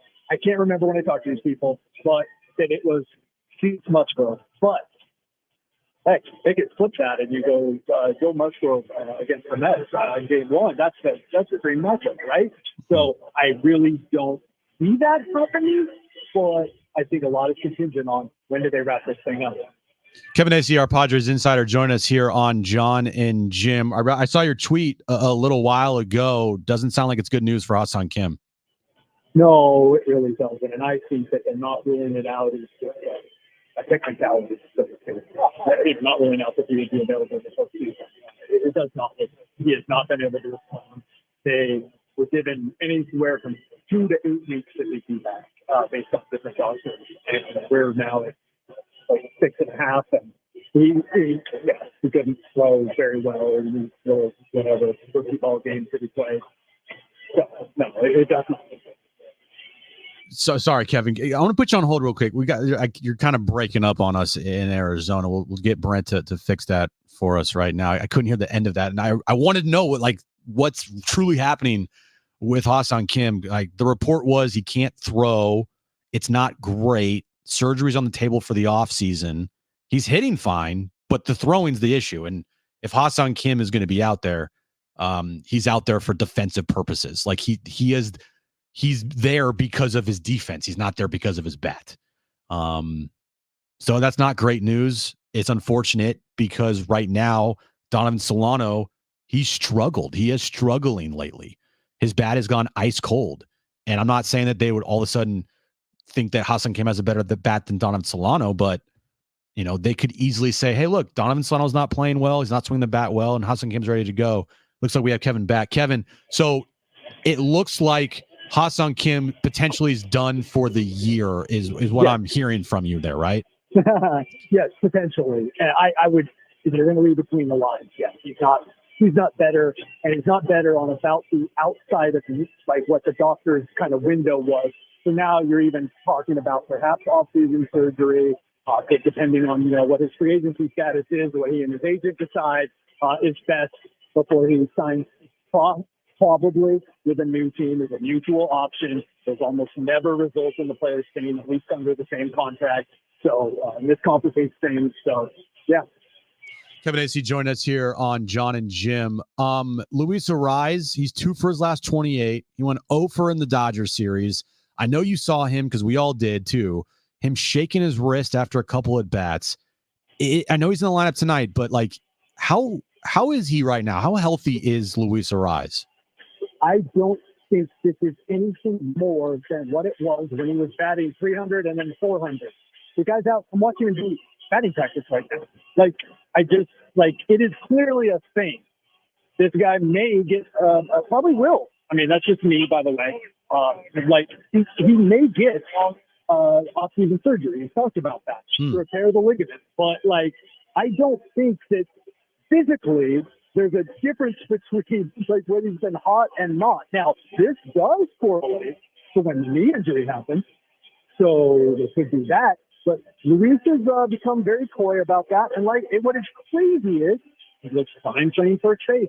He has done all of the same pregame stuff. It's not like he's taking it easy so that he's ready for games.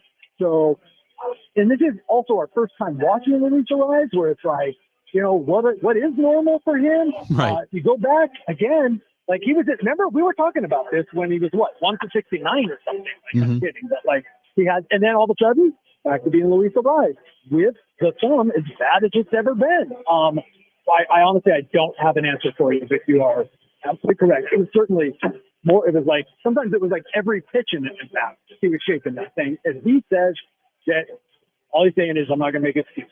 That's all. Yeah, it's you're right. We see this guy, he's leading the league in batting average, and he has a stretch here where he goes 2 for 28. It's what is wrong with him? Even though in baseball, everyone has stretches of 2 for 28. Kevin AC joined us here on Jon and Jim. The back end of the bullpen with Robert Suarez has been a question mark for a little while now. You have been on it as far as usage of the pen and how much they have been used. It feels like, Kevin, it's probably too late to make a change at closer. Do you agree? Yeah, though I think I'm virtually certain that they are considering it.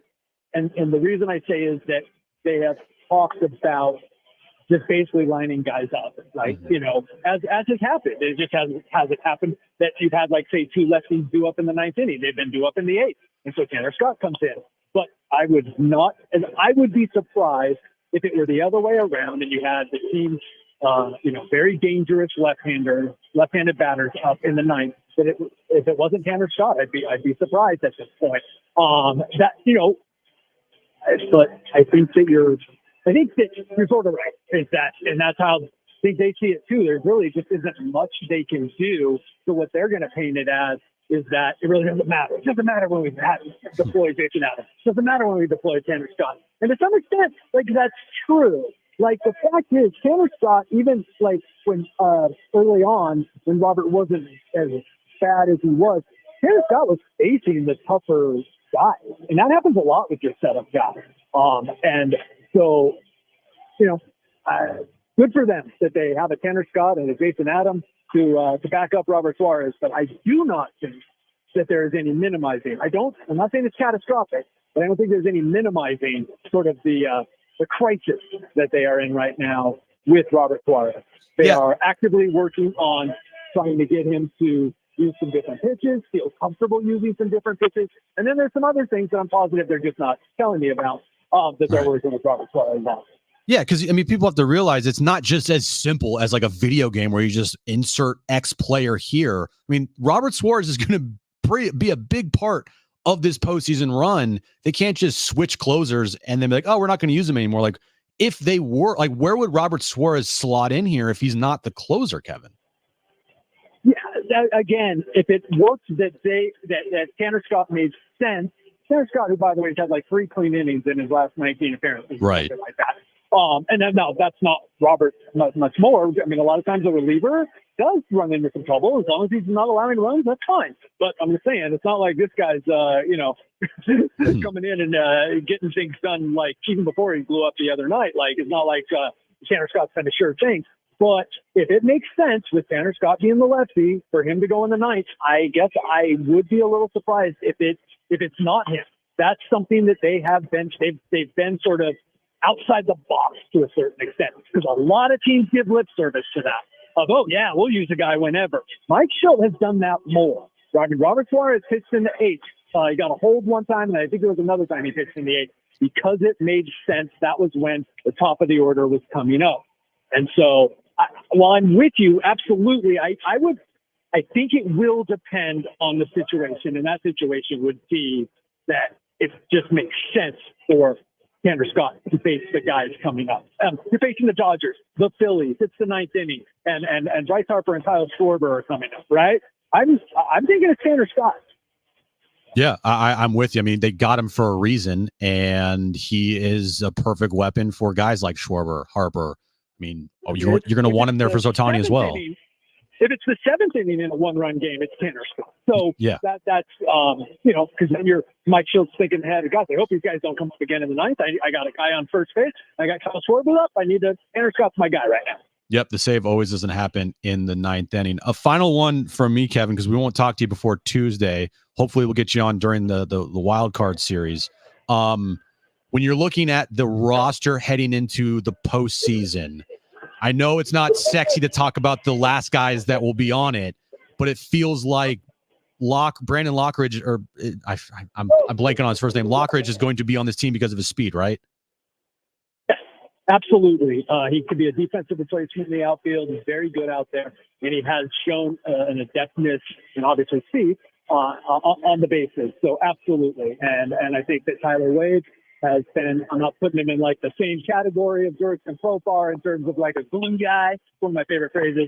But Tyler Wade has earned his way onto this postseason roster as well. So there's no surprises here. Brandon Lockridge would be the only guy that you see like, oh, okay, maybe the postseason roster. I think so. I haven't, quite honestly, given it a lot of thought beyond what we just talked about, that those two guys are on.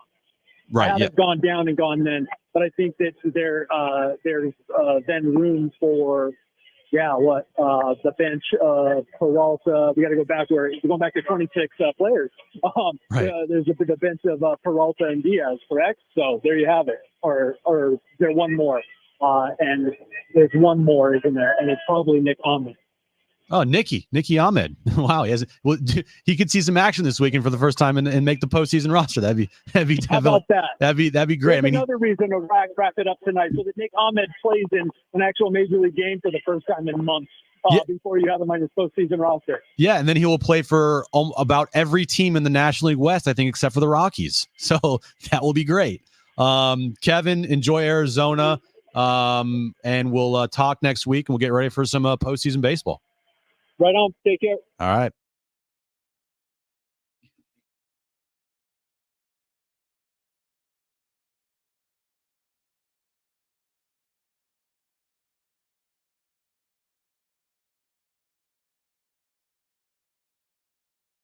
because I've been there before, I'm going to blame that horrific stadium in Arizona.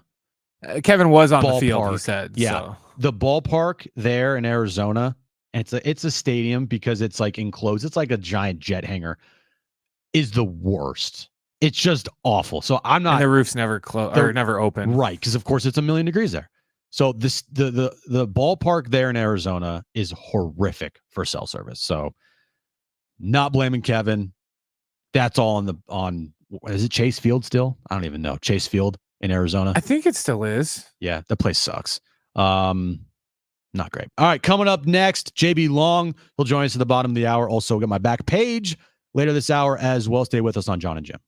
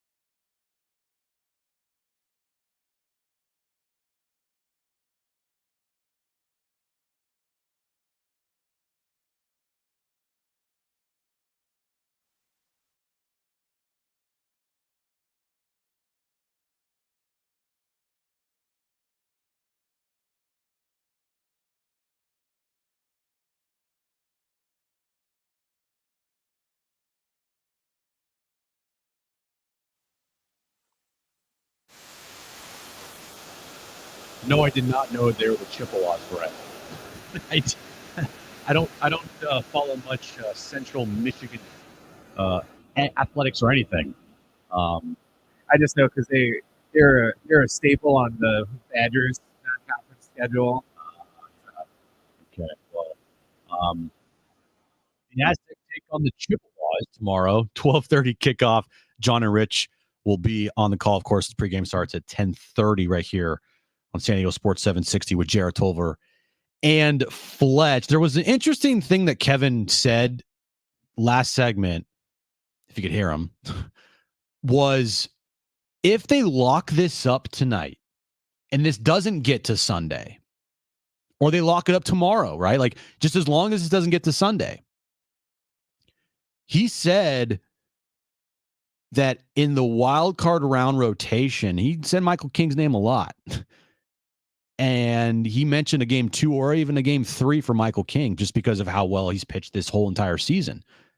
And me and John have been talking, mostly John, but he is adamant that Michael King is not going to start in the wild card round. It's got to be Cease, Musgrove, and Darvish, or a variation of that, however you want to line up the starters there. But Cease game 1. That would be very interesting if they decide to have Michael King not pitch on Sunday and just have like a tune-up and pitch him either game 2 or game 3. That would be interesting to me. I mean, we've said whatever combination they throw out there, it's really hard to be upset with it because they have 4 guys that have all pitched really well down the stretch here. One of them's pitched well all season long. Another one, dude, throw a no-hitter this year. The other one is Joe Musgrove pitching lights out right now. He pitched great last night, albeit the Will Smith home run in the 7th inning. And Yu Darvish has been very consistent for you, and he's the veteran of the staff, and he has the most experience. I think that is interesting, but I'm an options guy. So I would be for them doing that just so they have multiple options. So, maybe, I'm just throwing, I don't know if this is a scenario, but say they play the Phillies or something in the first round. They would have options instead of just, being standard that, okay, it's going to be, you, Joe, and then insert the third.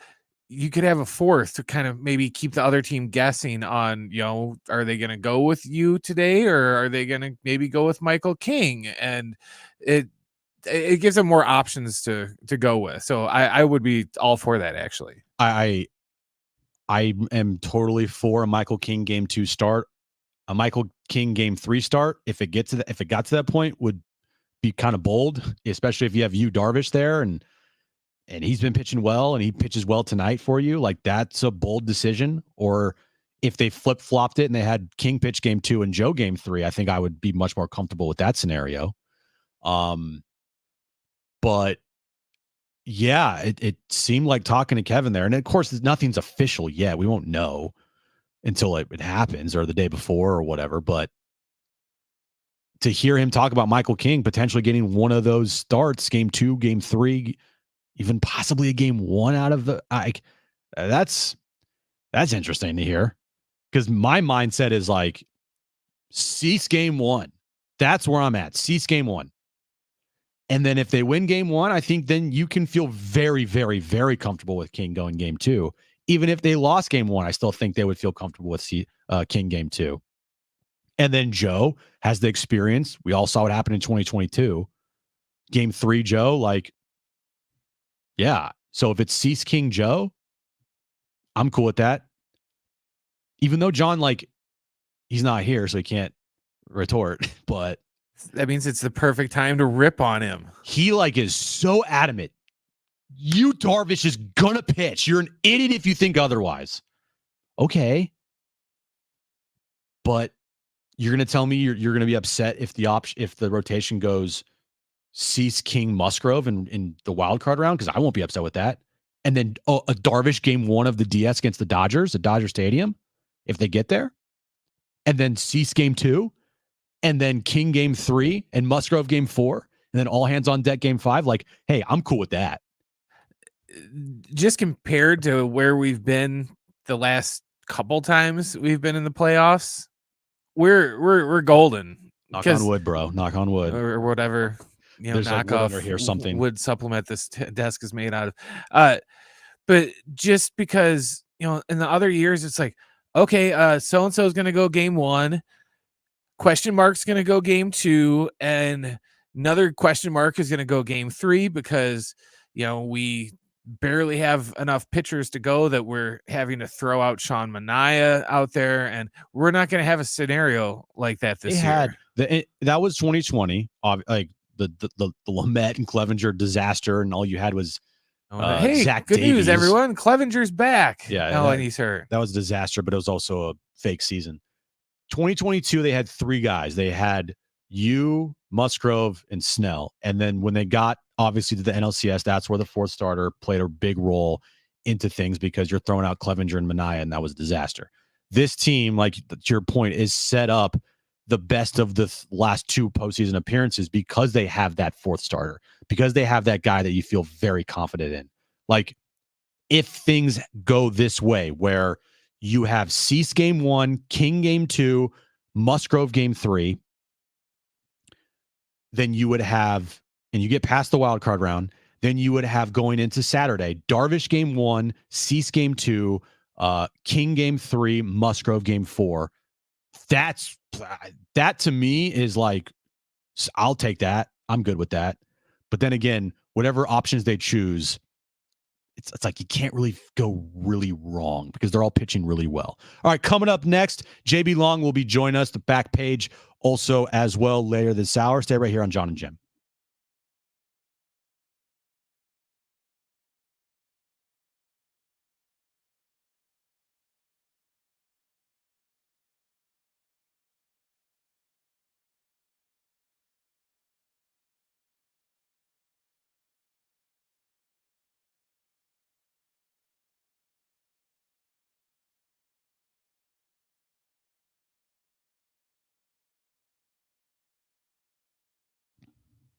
Hey guys, it's Jim from Jon and Jim, and it's the best time of year with the NFL, college football, the postseason, and baseball coming up here. Making picks on Underdog is straightforward, and signing up is even easier. And with Underdog, you can win 325 times your money just by choosing higher or lower on your favorite player's stats. Just head over to Underdog's simple-to-use mobile app or UnderdogFantasy.com. Sign up with our promo code Jon and Jim, JONAND JIM, and Underdog will give you a free pick to use on your first cash pick'em entry, plus up to $1,000 in bonus cash when you deposit this weekend. The give me pick of Patrick Mahomes higher than a half total yard passing.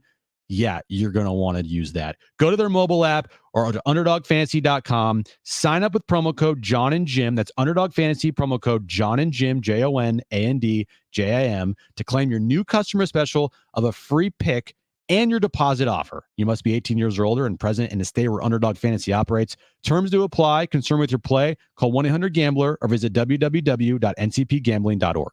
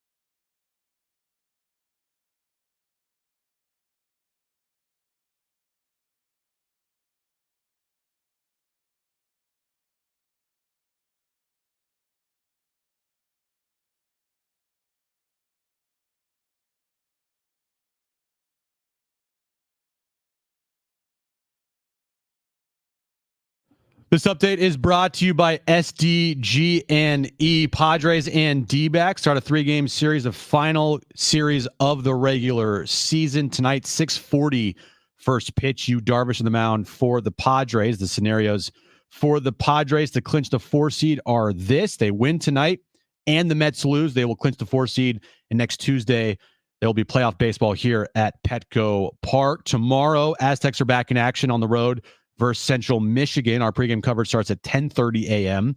Kickoffs at 12:30 with John and Rich. And tonight, 30 minutes from now, is the Sean Lewis Coaches Show. You can listen to that right here on San Diego Sports 760. In peak wildfire season, as a last resort, SDG&E may need to shut off power in specific areas for public safety. Learn more about public safety power shutoffs at sdgne.com/PSPS.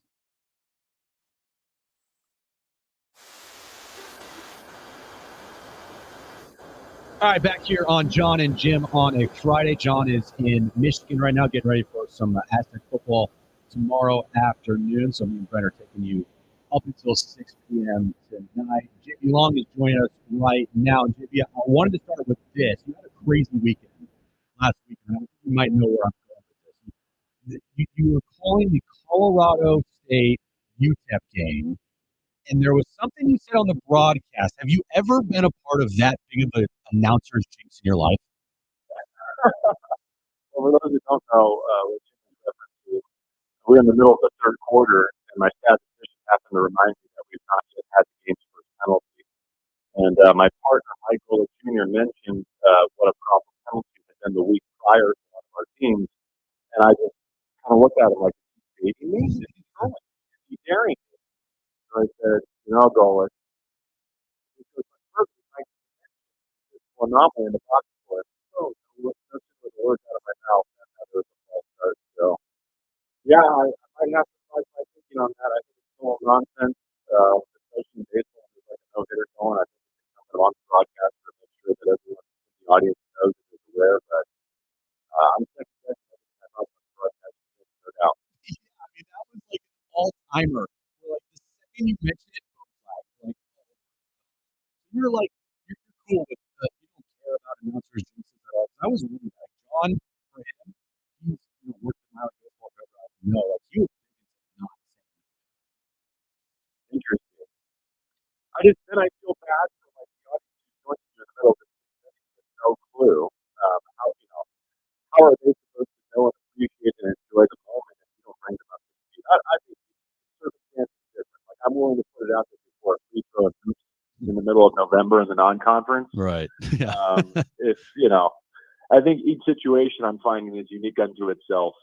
I do feel bad for the individual, the right guard who got flagged for the penalty, though. I want to send him a I'm sorry card. Yes, it's all JB Long's fault that penalty happened over the weekend. JB Long joining us here, voice of the Rams. Of course, you can hear Rams football here on San Diego Sports 760. And that was kind of a wild one last Sunday. I mean, like, have the fact that game ended the way it did. I mean, how surprised and shocked were you at the end of that game? Yeah, I mean, I think down 2 touchdowns, knowing what Kyle Shanahan and the 49ers are capable of with respect to their running game and shortening the game and just squeezing you, like that they let the Rams back in, I think is a mistake. There's no other way around it. They had to play their part, but it doesn't take anything away from the way that the Rams battled with quite literally their season on the brink. 0-3 is almost an inescapable deficit in the National Football League, even in this 17-game construct. So the fact that the Rams were able to get in the win column the way that they did it by being patient and stubborn with their running game, I think was a great step forward for Sean McVay as the play caller and Matthew Stafford, the quarterback. And I hope the story is now that they have a quote-unquote injury-free week, Jim, and some continuity, that for the first time this season, they'll actually be able to build on that second half foundation. And I hope that means good things this week against the Bears. Is it too much to say, like, that was a season-saving win for the Rams? It's too much to say right now, but is it possible that in a week or a month or 2 months that we're saying that, or reflecting back on what if they hadn't come from down 14 points to beat the 49ers? I think that's absolutely a realistic scenario. If the Rams are to go anywhere this season, that was a gotta-have-it win. So we very well could look back on that as the inflection point if things go according to Los Angeles' plan. JB Long joining us here on Jon and Jim. Of course, you can hear Rams football this weekend as they take on the Bears, 10 a.m.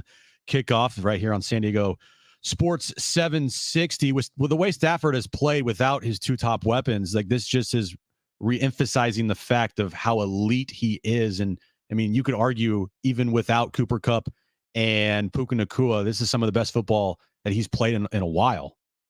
I would argue that. I'm glad you said that. Like, I think circumstances matter for quarterbacks in the National Football League, and I've seen it go both ways. I think everyone has to be supported by at least decent circumstances. No one, and I would include Patrick Mahomes in this, is so good that when the sky is falling around them, they can still guide an elite offense and guide their team to victory consistently. But I think where Matthew Stafford rests, and this is why I think he's now proving himself to be a future Hall of Famer, is that he's got a special ability to elevate the other 10 men in his huddle. Even if he's down an offensive lineman or two, even if he's down Cooper Kupp, Puka Nacua, if you just give him a little bit of consistency, a game plan, some continuity, he can bring the best out of those around him. And more often than not, that's enough to win on any given Sunday. Yeah, it just felt like Sean McVay, Matthew Stafford, with all of the injuries around them, they just were like, all right, jump on our backs. We're going to get the job done. And to Sean McVay, moving over to him, like the way that he has been coaching here early on, I mean, he's got to put out his best game plans every week because of the amount of injuries. And it seemed like he had the perfect one against Kyle Shanahan this past weekend, where the Niners have kind of owned the Rams, over the couple years, obviously take away the NFC title game. But Sean McVay it feels like he's on a little bit of a heater here, coming off of last week. Well, Jim, you know that it's a pretty rare instance where an NFL head coach can earn longevity. Mm-hmm. Like Sean's now on the short list where he and Kyle are tied for the longest tenure in the NFC. Like most of these men, even if they're capable and even if they succeed, they don't last 3, 4, 5 years. And so the privilege of being with Sean for every step of this journey is watching him reinvent himself both on and off the field. And what I love about him as a play caller and a head coach is he feels like he finds a competitive edge and he takes it to the nth degree. He's stubborn about it. He's faithful in it. And I think like the 11 personnel, the 3 receiver set that they've lived in ever since drafting Cooper Kupp in 2017, it's what makes them consistently solid on offense. It's what marries their run and pass together and makes them super difficult to defend. But in this moment in time, without Puka, without Cooper, I think he realized if I want my best 11 players out there, they may not be 3 receivers, 1 back, and 1 tight end. And so he elevated the tight end. He played more 12 last week. He stuck with the running game, and I think it paid off not just for Kyron Williams, who had 3 touchdowns, and I'm sure fantasy football owners love that. Yeah. But I think it helped them sustain possession, sustain drives, and get enough out of their defense in that second half to overcome still what I think is an elite 49ers team, even though I know they were down a few key players themselves. What's the update on Cooper Kupp? Should we expect to see him back in a couple of weeks, or what's the latest with him? Yeah, I wouldn't set any specific time frame horizon. I would read tea leaves this way. The Rams have so many players on injured reserve that you get to a ceiling where you just can't bring more than 8 of them back to the active roster. So I take it as a good sign that Cooper was the one they chose not to officially place on injured reserve. Part of that was, I think, just strategic roster management. Part of it, I hope, is that they believe he's got the best chance of getting back the soonest and therefore don't burn the IR spot on him. The Rams play in Chicago Sunday, home to the Packers next week, and then they have their bye. And so I think whether it's the week after the bye or shortly thereafter, I think a whole bunch of key contributors have a real chance to jump back in the fray, hopefully in early October. Well, it should be a fun one on Sunday. Your first look at Caleb Williams, Rams, Bears, 10 a.m. You can listen to that game right here on San Diego Sports 760. Let's try not to have any more announcers jinx this weekend. All right, JB? I will keep my thoughts to myself and just call it as I see it. But yeah, brunch with the Bears on Sunday should be fun. And what a unique challenge. Like Caleb is obviously a highly decorated rookie quarterback. I think Chicago is right to believe he's finally the quarterback that can take them to where they want to go. But he's going to test the Rams in all the ways that they've been hurting, namely like rush integrity, making sure that, they can terminate a play and get a sack and a negative play and not let a Brock Purdy or a Kyler Murray, or in this case, a Caleb Williams, get to 3 Mississippi, 4 Mississippi, 5 Mississippi, and the coverage breaks down and he makes you pay. No doubt. JB, have a great weekend. Have a good call, and we'll talk to you next week. All right, man? All right. Good rest of your show. Thank you for the invitation. As always, have a great weekend, everybody. All right, JB Long there, the voice of the Rams. Of course, you can listen to that game right here on San Diego Sports 760 on Sunday morning. All right, coming up next, my back page will wrap up this show, and we'll get you ready for some Padres baseball later tonight as they look to lock up the 4 seed. Real quick, Brent, before we go to break here, an update in the Mets game, because that's very important to the Padres tonight. The Brewers have an early 4-0 lead over the Mets, the top of the second inning there. Again, if the Mets lose and the Padres win tonight, Padres will officially lock up the 4 seed, and tomorrow and Sunday will mean absolutely nothing. That is the dream scenario with this team tonight. So the Brewers over the Mets 4-0. Padres, they get underway at 6:40 tonight. Coming up next, my back page right here on Jon and Jim.